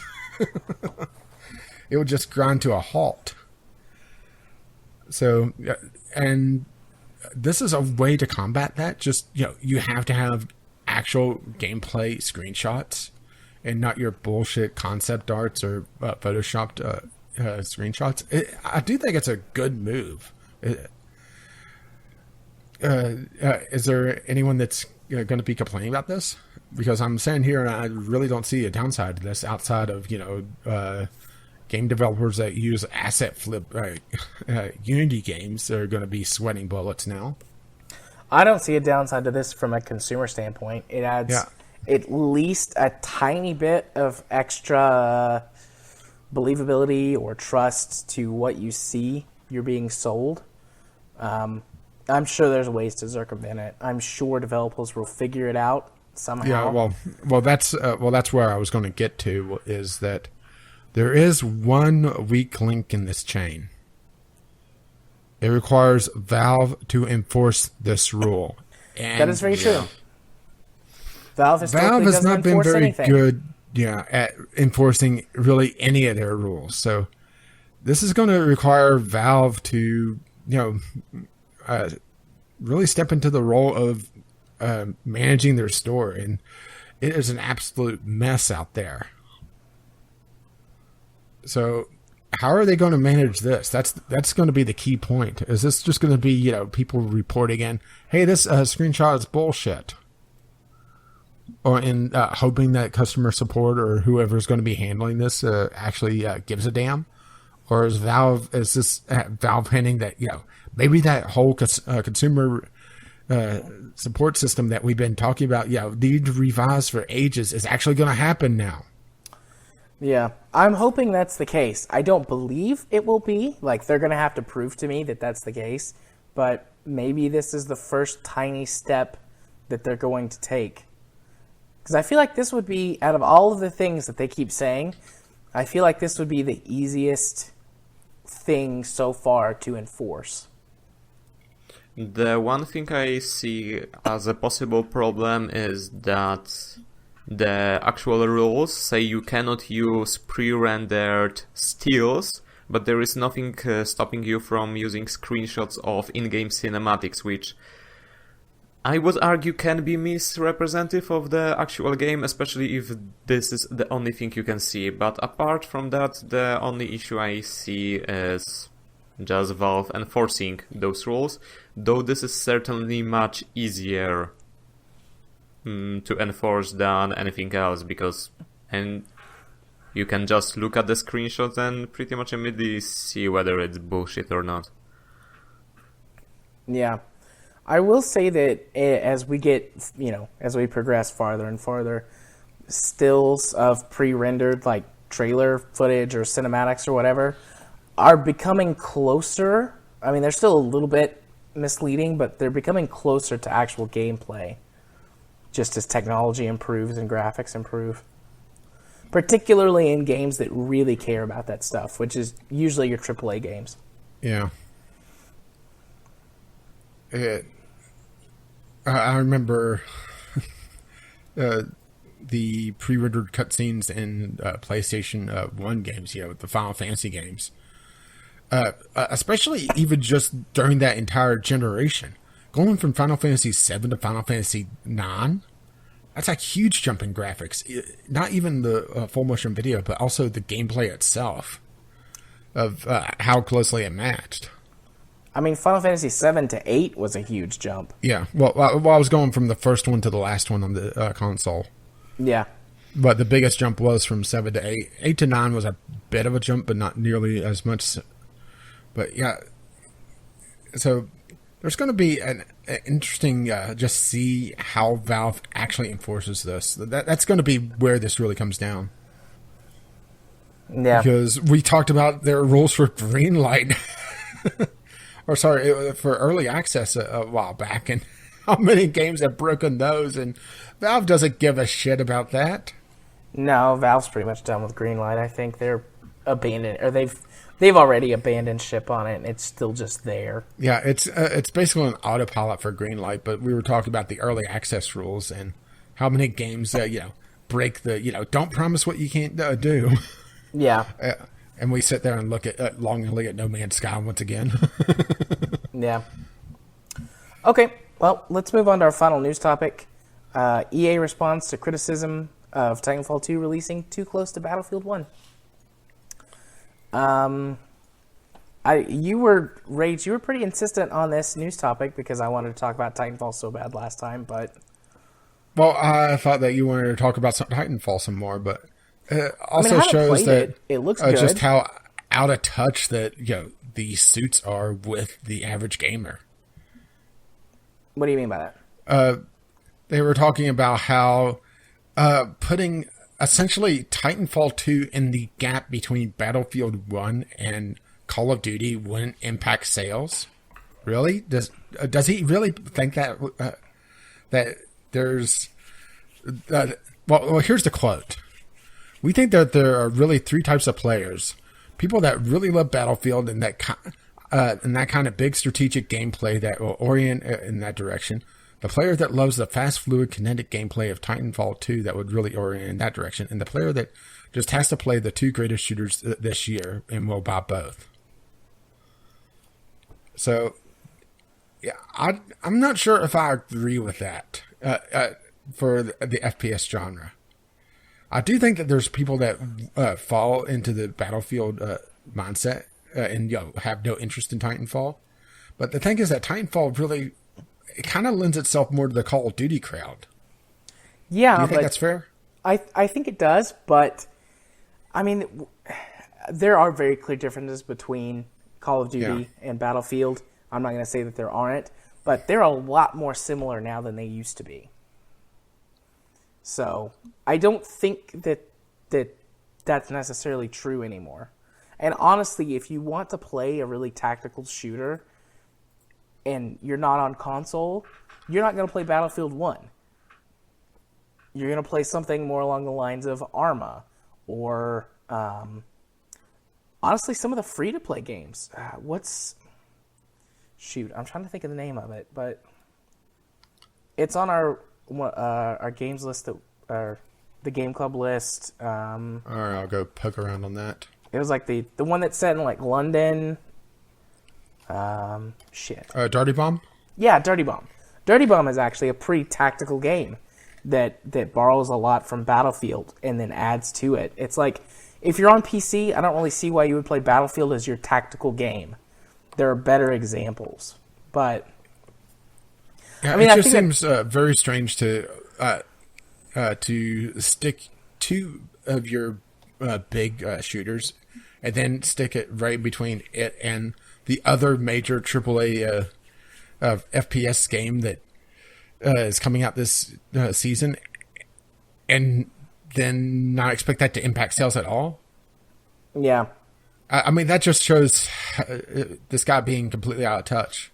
yeah, To think that there's no overlap in those players, and that there's going to be people that sit down and look and see, okay, Titanfall 2 is coming out and Battlefield 1's coming out a week before.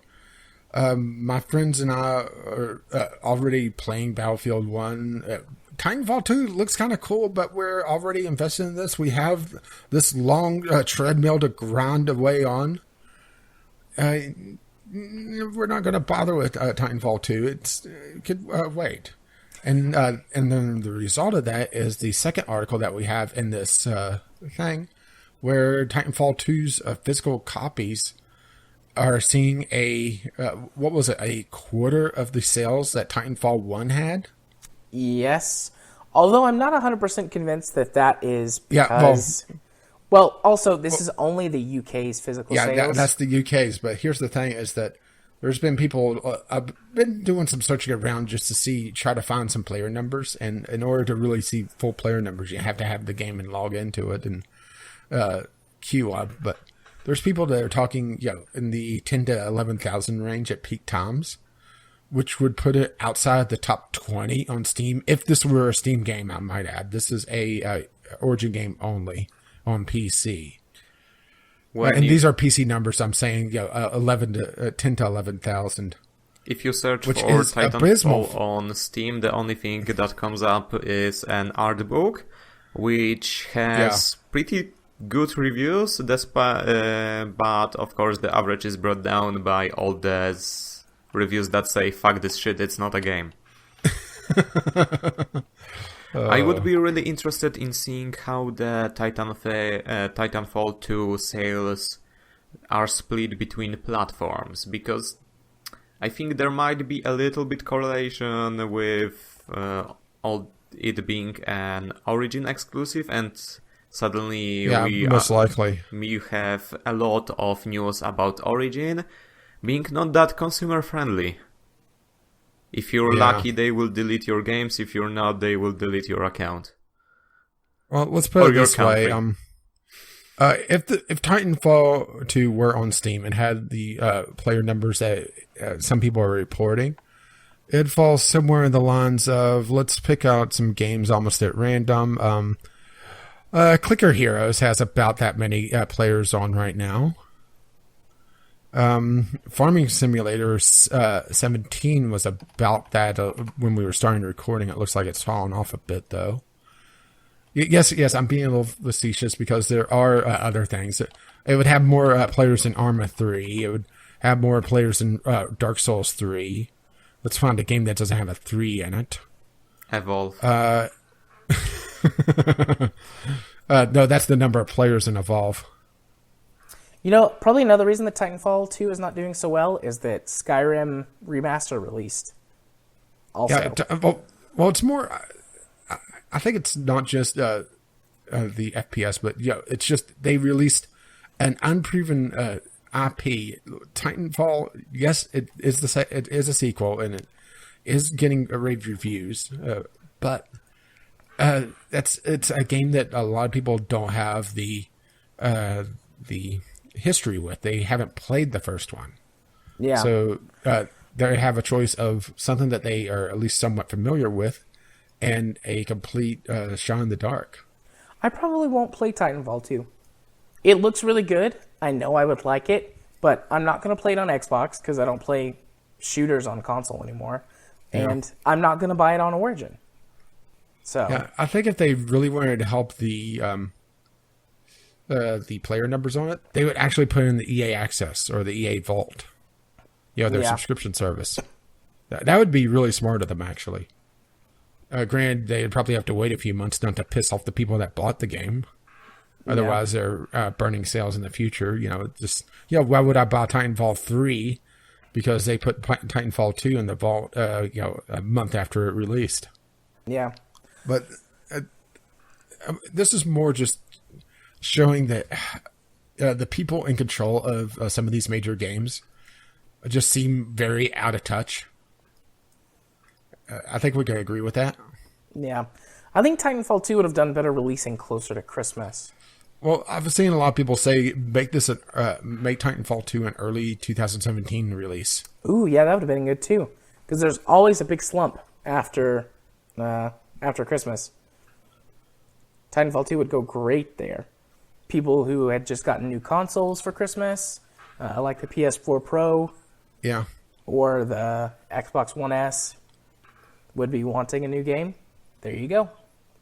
Yeah, and by that point, the people that are grinding away and not really caring about staying on Battlefield 1 for the grind, which I'll be perfectly honest, I don't understand that mentality, but there are people like that. Yeah, would be pretty much done with Battlefield 1 and want a new game to grind away on. This is probably a topic for another day, but I don't understand progression, like every game needing a progression system. Like, I don't mind them, like they can be good, but not every game that I play has to have a progression system. Yeah, that's probably a topic for another day. Should we put on the big topic list? Why not? Assuming that's not there already.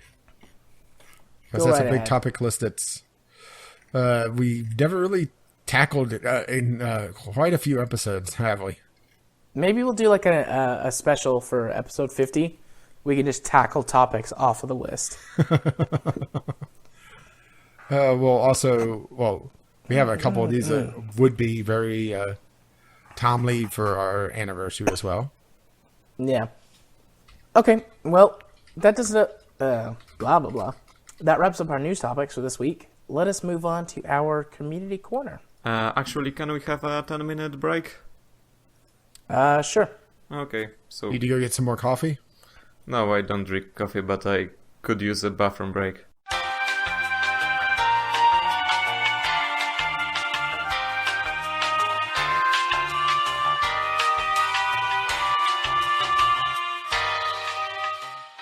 All right.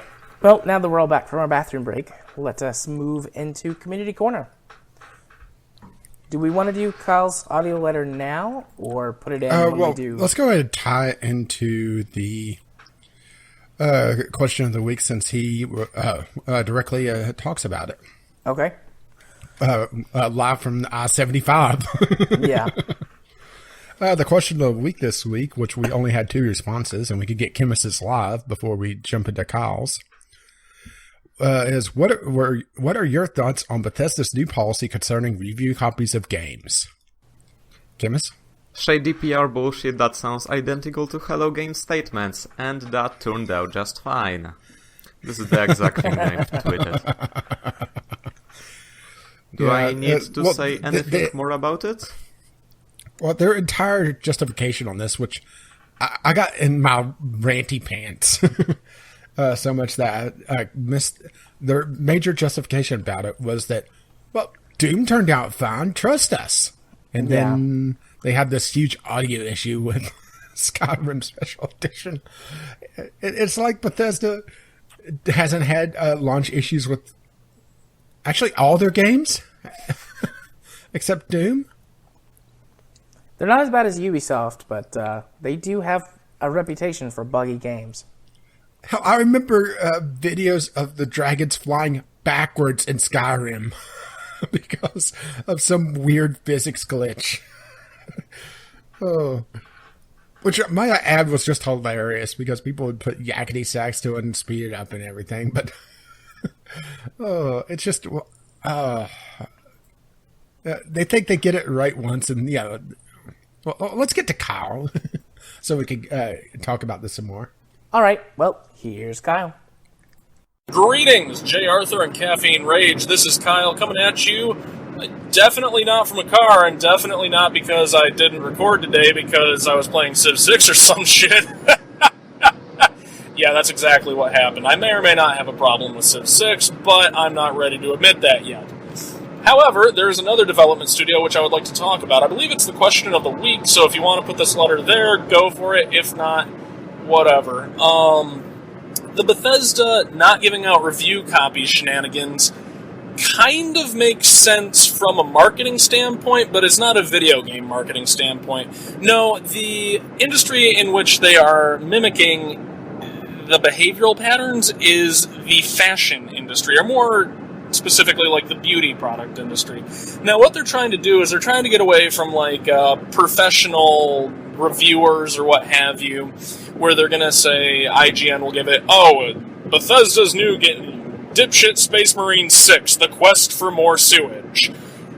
8.9 out of 10. And people are getting a little bit sick of that. They would rather see like gameplay footage, they would rather see people interacting with the game, and more often than not, you're going to get a more genuine feeling, if not actually genuine, experience by watching somebody who they would consider to be an influencer playing it on YouTube. So your PewDiePie and your Pliers Mark, they will play these games, go on about how fun they are. Now, whether they're actually having fun with the game or they're being paid to have fun with the game, that is some scumminess for another day. But fact of the matter is, while this may not make a whole lot of sense on the surface of it, realistically, this may actually end up being the new norm for what video games do in their pre-release cycle, which, okay, it might be good, it might be bad. You're not going to have the quippy little review things on the pre-release like 5 out of 5, game score, from GameSpot.com. Best game I've played in years. You're not going to be able to do that on the marketing blurbs, but you can, rip a quote from a Markiplier video or what have you of, God, this game is so much fun, says Markiplier. And you're like, oh, Markiplier, I trust his opinions. So I'm starting to ramble a little bit, but that's kind of the general idea behind it. Now, I'm personally hoping that this experiment goes down in flames, simply because while that is a good idea to show more gameplay rather than more scripted footage, review people generally know a little bit more, and they're going to be a little bit more fair than, say, somebody exploiting the personal feel of YouTube. But then again, I'm not entirely sure YouTube has that personal feel anymore, unless the channel is still very small. YouTube is crazy. Anyways, hi, Chmis. Alright, so that was my acknowledgement of Chmis. You guys are awesome. Keep being awesome. This is Kyle, signing off. Thank you very much, Kyle, for your audio letter sent in from not I-75. I will clean up the audio a bit, I promise. That's what I'm here for, is to fix y'all's mistakes. Except mine. I'm kind of like the mom of the group. That makes me the father? Well, actually, the other day we were talking, and Katie was like, yeah, I'm the mom of the group. And I said, yeah, you are the only actual mother out of all of us, so I guess that makes you the mom. So, I'm the father. You can be the drunken uncle, Rage. The drunken uncle that teaches you naughty words. Well, if King ever needs one of those, I could always apply. Yeah. He's not going to have any... Well, I guess if my sister-in-law gets married, he would have an uncle, but I don't have any siblings. You can't have honorary uncles through the TeamSpeak. Yeah. Because that will turn out well. Absolutely. Between me and Jim, yeah. Who would be the worst? I think Jim would be worse. Actually, I know Jim would be worse. I love you, Jim, but you have a super foul mouth. Mine is occasional, but when I get on my rants, that's when it comes out. Yeah. Okay, so... But I don't go as many rants as Jim does. Not as angry as Jim. That might not be true, actually. That might not be true. Anyways, are we going to make this a contest? Nah. You wanted to play Kyle's audio letter, so we keep talking. Yeah. So we played it. Keep talking. Yeah, and then we completely ignored it. It feels... Welcome to Video Game Logic. Yeah, it feels really weird from this perspective, where all we heard was Jared saying, That was the letter. That's just like my little editing note. It's like, okay, letter goes here. But this is what happens whenever you listen to a podcast spun up from TurboCast. Also, But anyway, you're on the recording side instead of the post-production side, so well, at least for everyone at now. home won't get to experience the 10-minute bathroom break we had. It will just be me saying, well, I guess twice now, that was our bathroom break. And instead of hearing the bit where it's like, okay, that's where the letter goes, they actually get to hear that. So, Okay. Yeah, editing magic by the almighty editor. yeah. Do we have Sometimes there are anything mistakes. extra to say about what Kyle said? I don't. It was good, Kyle. Good job. Got to fix all of your car noises, but good job. Oh, and Yeah, they also, were, before I forget, I acknowledge your acknowledgements of me. Thank you. Acknowledgements all the way down. You don't sound very enthused, Chmis. No, it's... I think he sounds more exhausted. Yeah, kinda. It's 6:37 Maybe you right should- now. Maybe you should take that 10 minutes to take a 10-minute nap, and then we'd never hear from Chris again. I was really tempted to just message you, finish without me, but I'm here. And we thank you for it. Indeed. Don't worry, you only have another hour and a half to go. Oh, God, please no. My voice is falling apart. I'm trying really hard, and I might sound okay, but I'm putting a lot of effort into how I speak. Because if I just poor talk Jared. normally, it kind of like drifts off, and you can't. I'm the only one that's healthy, and actually, this is my normal hours. So we may end up with just me rambling at the end of this. I don't know. I've been a lot more Kim quiet is- than usual, just With trying Kim to is protect my snoring in the voice. background, and Jared taking on the whispers.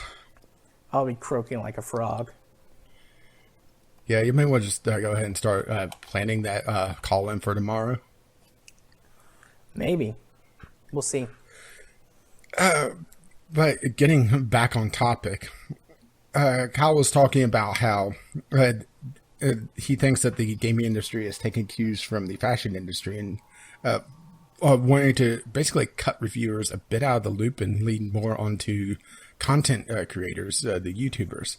And I think we've already seen that with a lot more of the release trailers talking about how PewDiePie says something about it, or even Total Biscuit, or Markiplier, or the big names from YouTube, and giving blurbs about them. So I think we've already seen this shift starting. It's just Bethesda's going all in on it. Yeah. There is one Bethesda's... weird thing that Bethesda, in their statement, as far as I can remember, said that they will not send early copies to anyone, not only reviewers, but also YouTubers, etc., because their whole push was that everybody deserved to experience the game at the same time. So is it really applicable that they're switching from reviewers to content creators if they're not providing early copies for the content creators either? I read this completely differently, and I haven't seen anyone really going into this, that the content creators, the YouTubers, the streamers, and that like, will still get the early copies. It's the review copies, the copies that are just made for reviewers to get. Well, reviewers did not get early copies of Skyrim Remaster, but YouTubers did. Yeah, which leans towards my interpretation of it, that they're still going to give it to their media creation partners, the ones that they're paying to give this game to, for them to say nice things. Or maybe not necessarily paying, but they can count on them to say nice things because of past performance. Yeah. Well, even if they are not paying directly, with the way that they're cutting off the review copies, they are essentially paying for them to say nice things, or to say things about their game, because they suddenly made that content be a lot more lucrative. That is true. I have the quote. So there's still payment going on. It just may not be as direct, but it's still there. I have the quote from the actual statement that Bethesda wants everyone, including those in the media, to experience our games at the same time. So that would suggest... Here's the thing. They don't count the streamers as part of the media. They're considered influencers.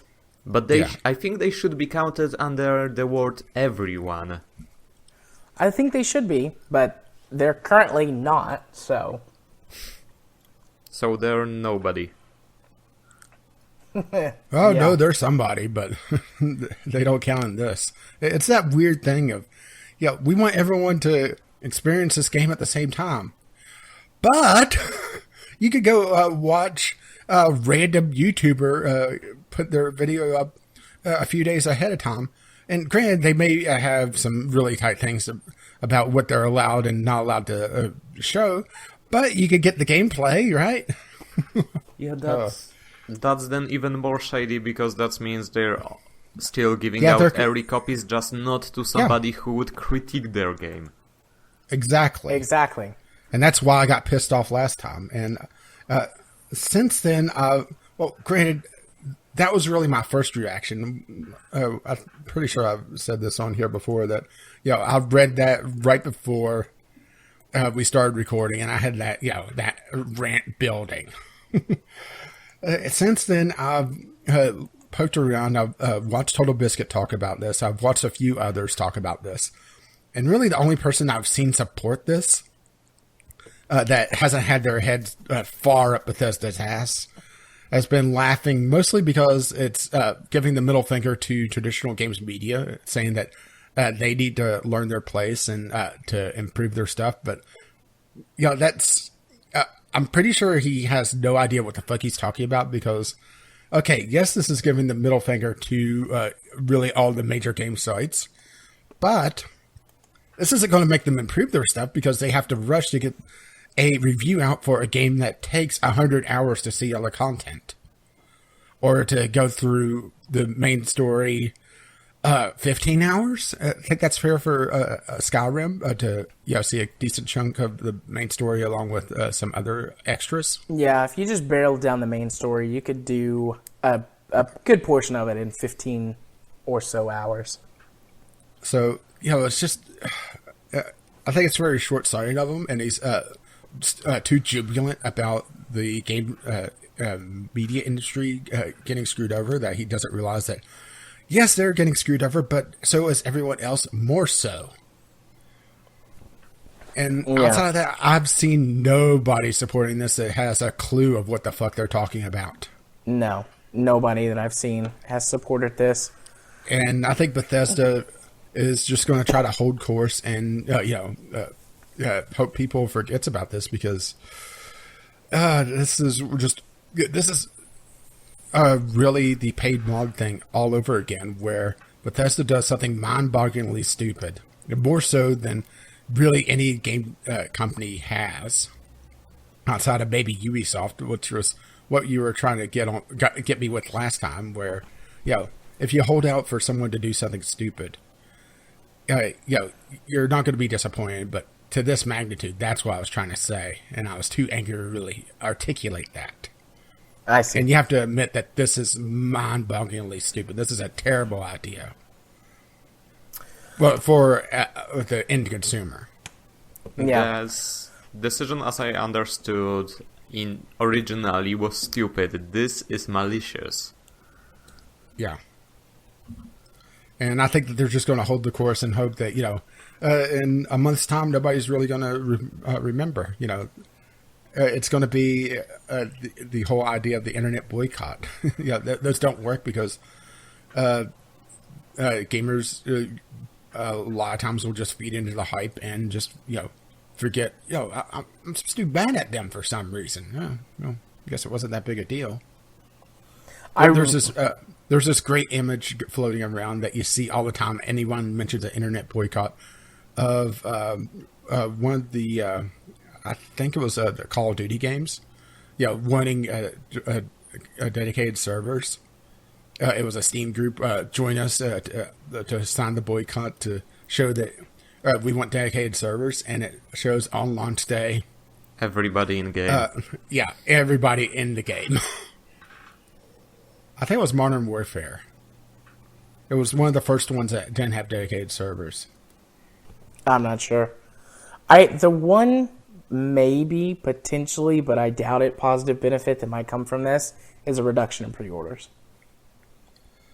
I don't think it will impact it because people that pre-order aren't looking at the media. They're not looking at the reviews most times.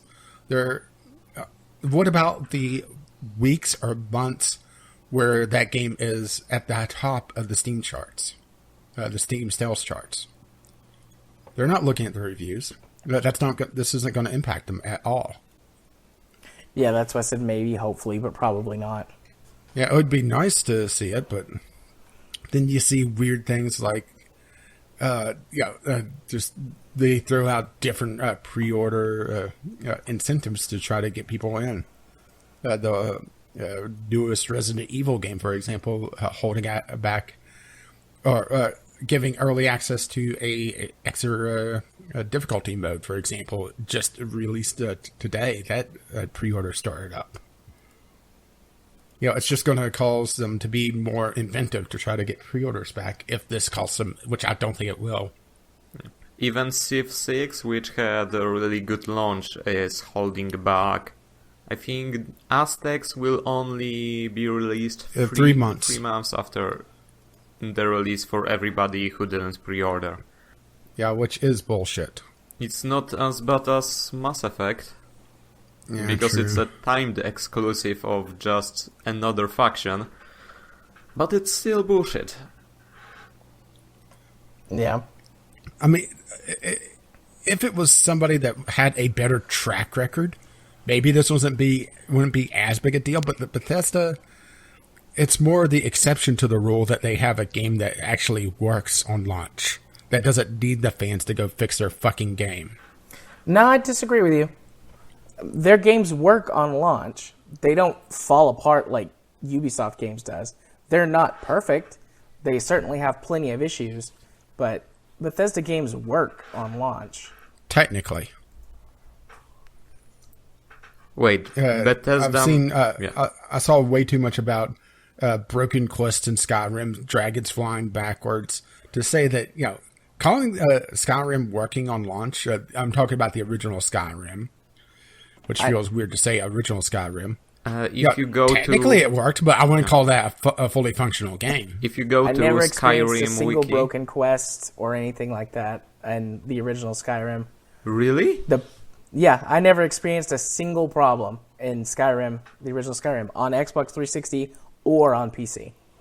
When I played Skyrim on PC, pretty much every quest I had to go to the wiki, because wiki had under each quest had a section saying what can go wrong and what command line commands you need to fix it, because an NPC would not appear or get stuck behind a wall, or or pathing would screw up and Exactly. they would get stuck somewhere. I've never had a single problem with Skyrim. I did have problems with Oblivion. I remember having problems with Fallout 3. I look forward to next week. I don't think I had any problems with Fallout New Vegas. And I haven't experienced any problems with Fallout 4. I think you're the exception to the rule. Maybe, I guess. Also, you said that maybe other studio could get away with it, but is there really... Get away with it more, not get away with it completely. Is there really because a I would still be studio pissed. with so spotless record that they could get away with this kind of thing? Because in the last couple Maybe of years, some I indie think, studio out there somewhere. yeah, everybody screwed up. CD Projekt, maybe? Yeah, maybe. I mean, they don't have a perfect track record, but they are certainly one of the game developers I've heard more They're positive probably the closest, yeah. about the The negative. biggest thing from them was Witcher 2 being very difficult, and they have to release a patch to make the tutorial easier, if I recall correctly. Yeah. I think that's right. Okay, well, are you ready to move on to the rest of our... Yeah, I hope we content, gave which Kyle will be enough tweets? discussion. Yeah. Give us the tweets, Rage. Just the tweets. Okay, tweets we have from Groove. Have you already heard it? Evolve is officially dead now. which it's not technically dead. These servers are still up, but it shall always live on as our whipping boy. The worst. Sure, of the we had worst. Battleborn, and yes, but Evolve.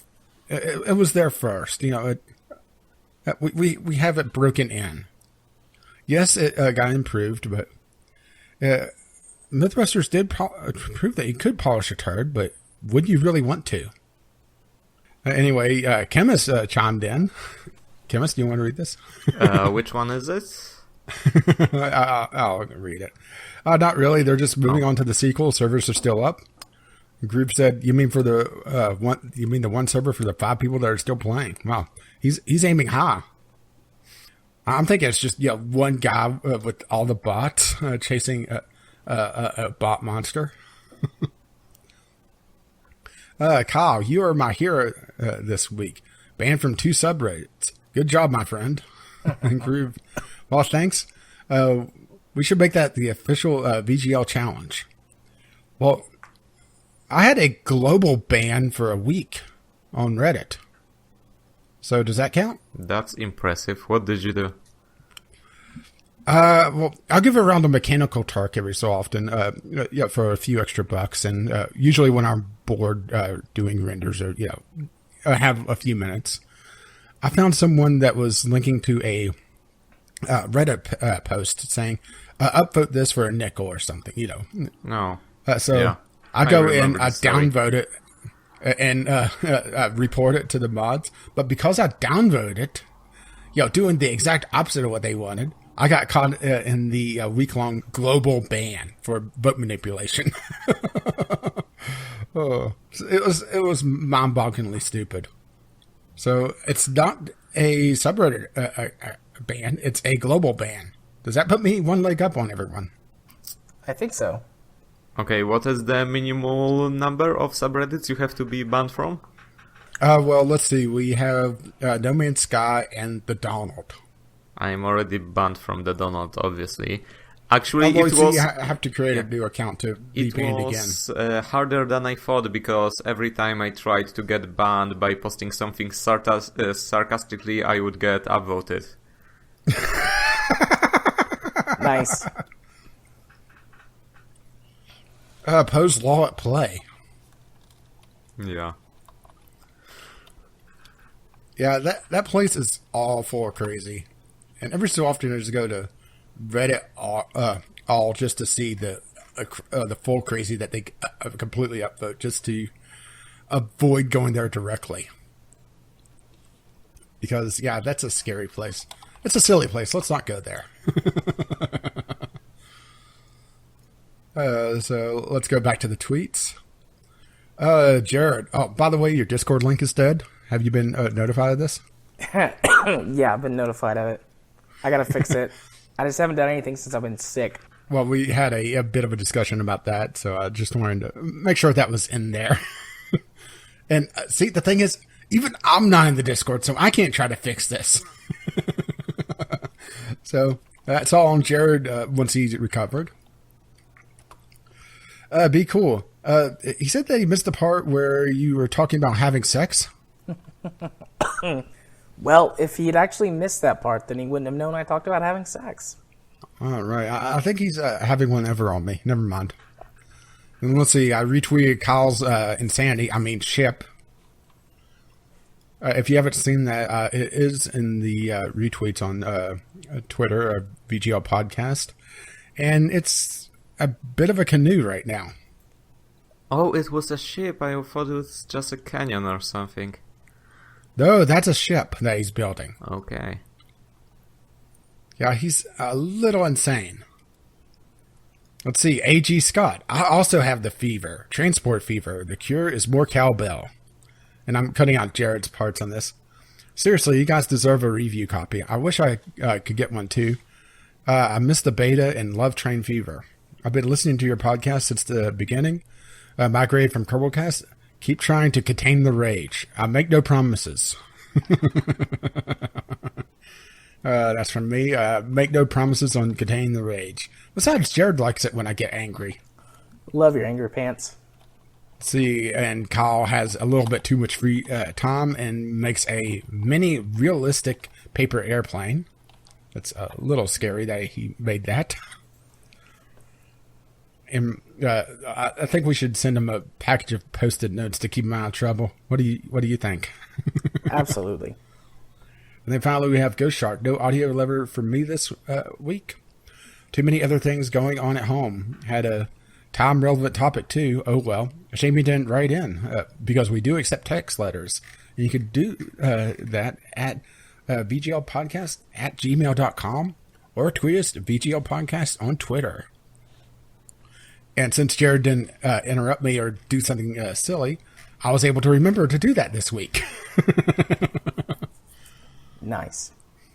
And since we have no Steam Weekly deals, Right? I'll just go ahead and say that we also have the Steam community group on Steam.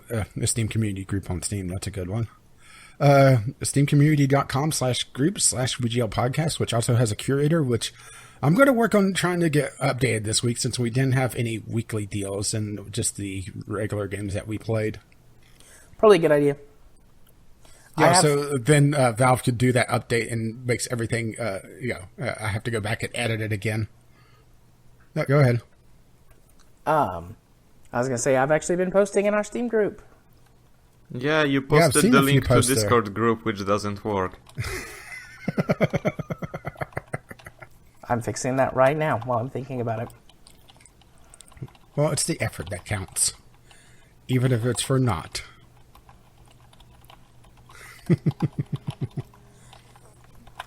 Ta-da. There we go. Okay, so are we going to do the talk to Chmis for a bit, or are we out of here? Because we just rolled over to 2 hours, 50 minutes.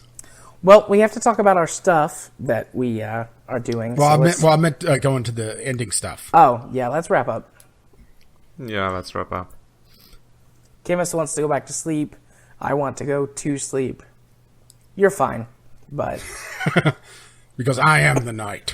Yes, you are. And Even this if, is a part of... Even if the local handyman has been working on an apartment a couple doors down, has made that nightlife a little bit of a hell. Fucking hammer. Hammer time. Anyways, this is the part of the podcast where I always go first, and it's really simple for me this week. I have been sick. I have not put any work into creating new video content for this week. So outside of the podcast, there probably won't be anything new on my channel. If I get to feeling better fast enough, I will get a review done for Sunday. Otherwise, I'll probably just rely on some more Spin Tires content to fill up that gap. And if you want to watch that stuff, either now or in the future, you can head on over to YouTube and just look up Gaming Psychologist. You'll find me. If you want to follow me on Twitter, where I am about to be stopped talking about the presidential election. Just one more week, now guys. you're just going to be complaining about who wins the presidential election because we already proven the end times are nigh. Yeah. Repent now. Donald's going to win. But I'm almost done complaining about the presidential election, so yeah, I'll find some new bullshit to talk about on Twitter. You can follow me over at JMA4707. If you want to watch me stream games on Twitch, which has not been happening the last couple of weeks frequently. Actually, that's not true. But this week and next week, it's not happening properly because we're recording 2 Wednesdays in a row. But that'll get back to normal eventually. You can do that over at twitch.tv/jarthur4707. And if you want to be my friend on Steam, chat with me, watch me play games, whatever, you can do so by adding jarthur4707 as your friend on Steam. I will accept it, and I will talk to you, I promise. And if you wish to let them know exactly what episode you're coming from, the password for this week is herbal tea. Herbal tea. It's very appropriate. Narcotics would have been a good one, too. Yeah, but since you were talking about tea so much. Chmis, I'm going to give you an opportunity. Do you have anything that you're going to be doing or want to plug yourself? Yeah, you had a project that you wanted to plug, didn't you?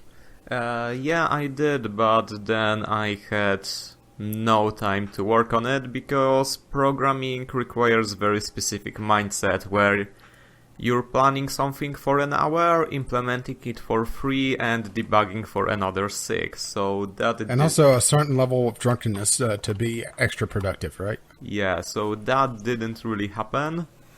And my name doesn't end in only new or array, so I won't talk about something that I haven't actually done yet. Well keep an eye on your Twitter, I guess, then. Put that out there. Yeah, once I have anything running, even if it's worth sharing, then I might. Right now I have just my latest build contains some toolbox testing, which only proves that everything is broken because my code was terrible. And outside of that, yeah, I will probably be busy, but not with anything public, just university stuff. If you want to contact me, the best place to do so would probably be Steam. My username is Chmis, that's Chmis. You can also find me via the VGL podcast Steam group or maybe Discord right now, because it actually worked. In theory. No, I fixed it. Let's see. Yeah. Let's see if that link continues to work. Well, I set it to be a And permanent. remember, the password this week is Herbal Tea if you want to annoy Chemist.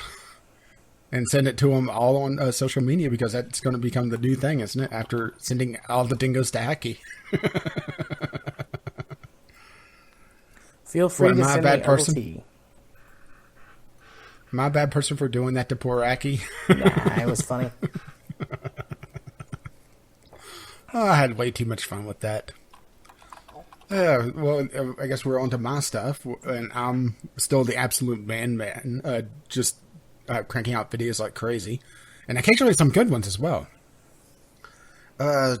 Tomorrow, well, for me and for the rest of us, I'll be releasing the first episode of Warhammer 40k Space Marine. That'll be yesterday for when the podcast goes out.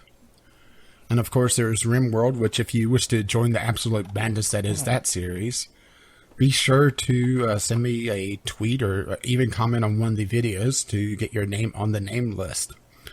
Yeah, and Chemist is actually in the current active settlement. Have you looked at any of that, Chemist? No, but now I have to. Let's just put it this way. You're in an interesting situation. Okay. And let's see. And the third series is I'm doing a co-op with Jared with Portal 2 multiplayer. Where we've been doing one test track on the collaborative testing initiative for every episode, and we're about out of those actually. So we're about to either jump onto workshop content or go to another game. I think we're still going to do some workshop content, assuming Jared is actually alive this weekend. I better be. Yeah, I mean, you do want to live through the end times, right? I would like to give it a shot at surviving the apocalypse. I give myself low odds, so I'm just going to embrace it. Fair enough.